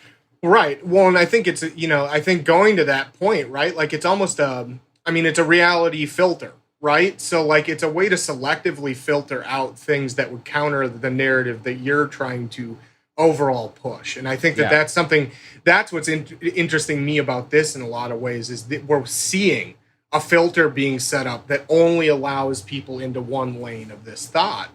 And we've seen what the end result of that is with radicalization and things that come along with these kind of conspiracies. But it's been very wild to watch since the 19th, 20th of April till now, where we're seeing it. Cernovich is doing it. Any one of the guys you can think of. Steven Crowder was doing it. Yep, exactly. Tucker ran a couple things on this and kind of interspersed it with his, white male virility shit. Yeah. We're in a weird place where these are starting to be able to be played with and on each other, and that kind of filtering, starts to get people onboarded from a conspiracy into, what we're seeing now is kind of the white nationalist, Christian nationalist movement that's become that thing, and for me, that's where my interest stems from, because of this idea of weaponizing unreality, seeing what happened in Russia when that happened, and seeing this kind of thing, which is so similar to that filtering and that narrative shift and building that goes on in that world. It's been, staring into a void feels bad sometimes. This is just one where it's like, oh, this is terrible. And it's just the beginning of it. Every once in a while, the void stares back, and you're like, oh boy. Oh yeah, no, and exactly. I mean, that's the problem, is sometimes it just stares you right in the eyes and tells you, yeah, I'm here. And that's a bad feeling. Yeah. Well, I think that's more or less what we needed to talk about. Oh, that uplifting. No, it would be like, one of the ways to combat this, if you can, is honestly creating your own mimetic graphs is really useful, because these things spread so fast when they're in images. Yep. Images exactly. of dates and instances spread like wildfire. So if you can make your own, which compares it to previous years, say, hey, this actually isn't a new pattern. This is something this is just what happens in industrial farming. I think spreading it via mimetic images is one of the, if there is a way to combat it, that's probably one of the core ways to go about it. Yes. Just because of how fast those things spread. And absolutely. You can see, I've seen some useful, people have been trying to push back against, this idea that there's been this like massive crime surge in San Francisco and stuff. And it uses the same tactics, right? Yep. Absolutely. You have like a couple of videos of people shoplifting or something, and then you make and is that kind of crime actually up? Well, no, it really isn't, but like it doesn't matter, because or is it any higher there than it is in some place like Duluth where no videos are coming out? Like, no, it's not. But it's if you have to be aware, the first thing you have to be aware of is the phenomena, is like the way in which they're taking advantage of you, and then you have to kind of deter, and you have to use the tactics they're using against them. And one of the things that is effective is these graphs with kind of like numbers and dates and shit on them. People love to feel like they're looking at research. Yes. Yep. But yeah, at the same time though, not to be like, I don't know, negative about this at all, but in my mind, this is like a modern day version of someone starting a religion and making the sheep of this following, and then having them turn into like whatever it is, whether it's Christian nationalism or whatever. But just like in religion, if people are presented with science, they don't fucking care. You know what I mean? You present them with like, I don't know. There's some people that I think are beyond saving. It's not science. It's about everyone wants to have access to special secret information. Secret knowledge, yeah. Right? The secret Everyone knowledge wants to thing. have esoteric knowledge that no one else has. Yep. So these graphs are so compelling in the first place because you're like, oh, no one else knows all of these things. No one else has laid it out in this manner. So if you can present your information in that same style, say, hey, no one knows that this is actually part of this overall thing that's been going on for years, and it's about industrial farming. And then you hope that that will spread. Then that spreads because it infects the same point in someone's brain, right? Exactly. We want to feel smart. We want to feel unique. We want to have like esoteric knowledge. So if you can frame it to fit that same mold, then it's not science. It's just playing with the same tactics that got them convinced of this in the first place.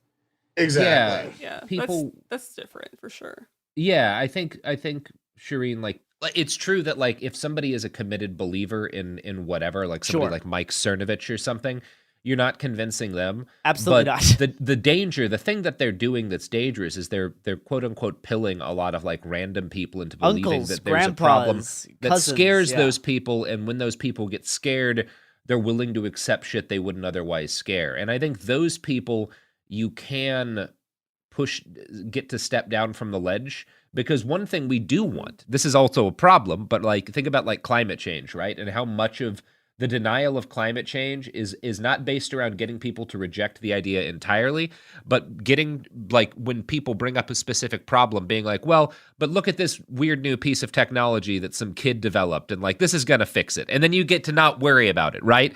So if somebody suddenly starts freaking out about agricultural fires for the first time, and you're like, actually, they're lower than they are in normal years, this isn't a problem, then maybe you can get their brain to go like, okay, then I won't worry about that because I don't want more things to worry about. I just have been given them.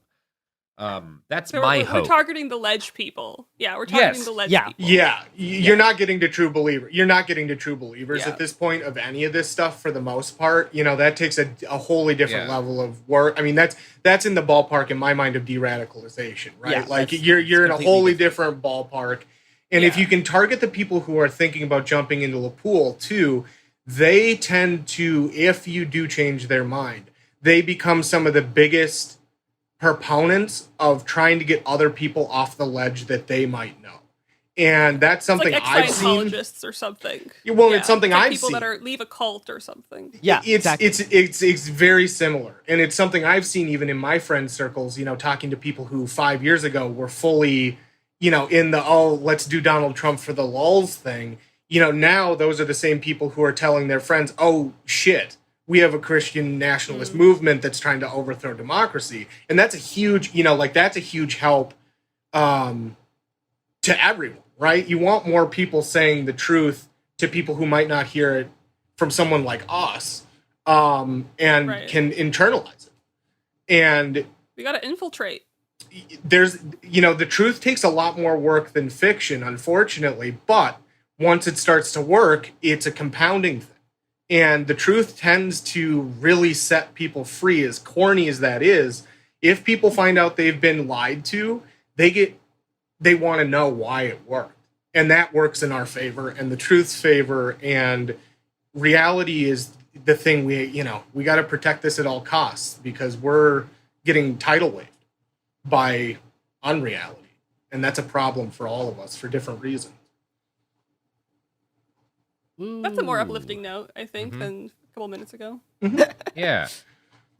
All right. Well, there we go. Go...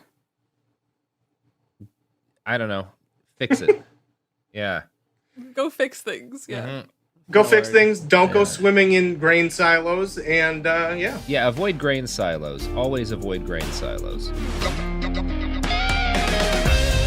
Hey, we'll be back Monday with more episodes every week from now until the heat death of the universe. It Could Happen Here is a production of Cool Zone Media. For more podcasts from Cool Zone Media, visit our website, coolzonemedia.com, or check us out on the iHeartRadio app, Apple Podcasts, or wherever you listen to podcasts.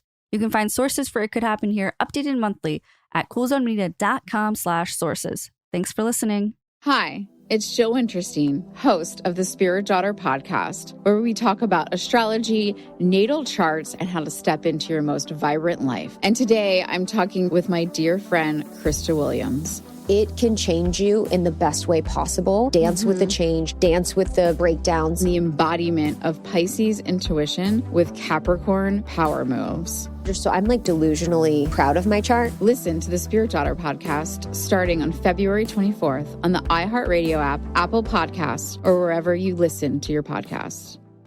I'm Amanda Knox, and in the new podcast, Doubt, the Case of Lucy Letby, we unpack the story of an unimaginable tragedy that gripped the UK in 2023. But what if we didn't get the whole story? Evidence has been made to fit. The moment you look at the whole picture, the case collapses. What if the truth was disguised by a story we chose to believe? Oh my God, I think she might be innocent. Listen to Doubt, the Case of Lucy Letby on the iHeartRadio app, Apple Podcasts, or wherever you get your podcasts. This is Special Agent Regal, Special Agent Bradley Hall. In 2018, the FBI took down a ring of spies working for China's Ministry of State Security, one of the most mysterious intelligence agencies in the world. The Sixth Bureau podcast is a story of the inner workings of the MSS and how one man's ambition and mistakes opened its vault of secrets. Listen to the Sixth Bureau on the iHeartRadio app, Apple Podcasts, or wherever you get your podcasts. I'm Clayton Echard. In 2022, I was the lead of ABC's The Bachelor. But here's the thing. Bachelor fans hated him. If I could press a button and rewind it all, I would. That's when his life took a disturbing turn. A one-night stand would end in a courtroom. The media is here. This case has gone viral. The dating contract. Agree to date me, but I'm also suing you. This is unlike anything I've ever seen before. I'm Stephanie Young. Listen to Love Trapped on the iHeartRadio app, Apple Podcasts, or wherever you get your podcasts. This is an iHeart podcast. Guaranteed Human.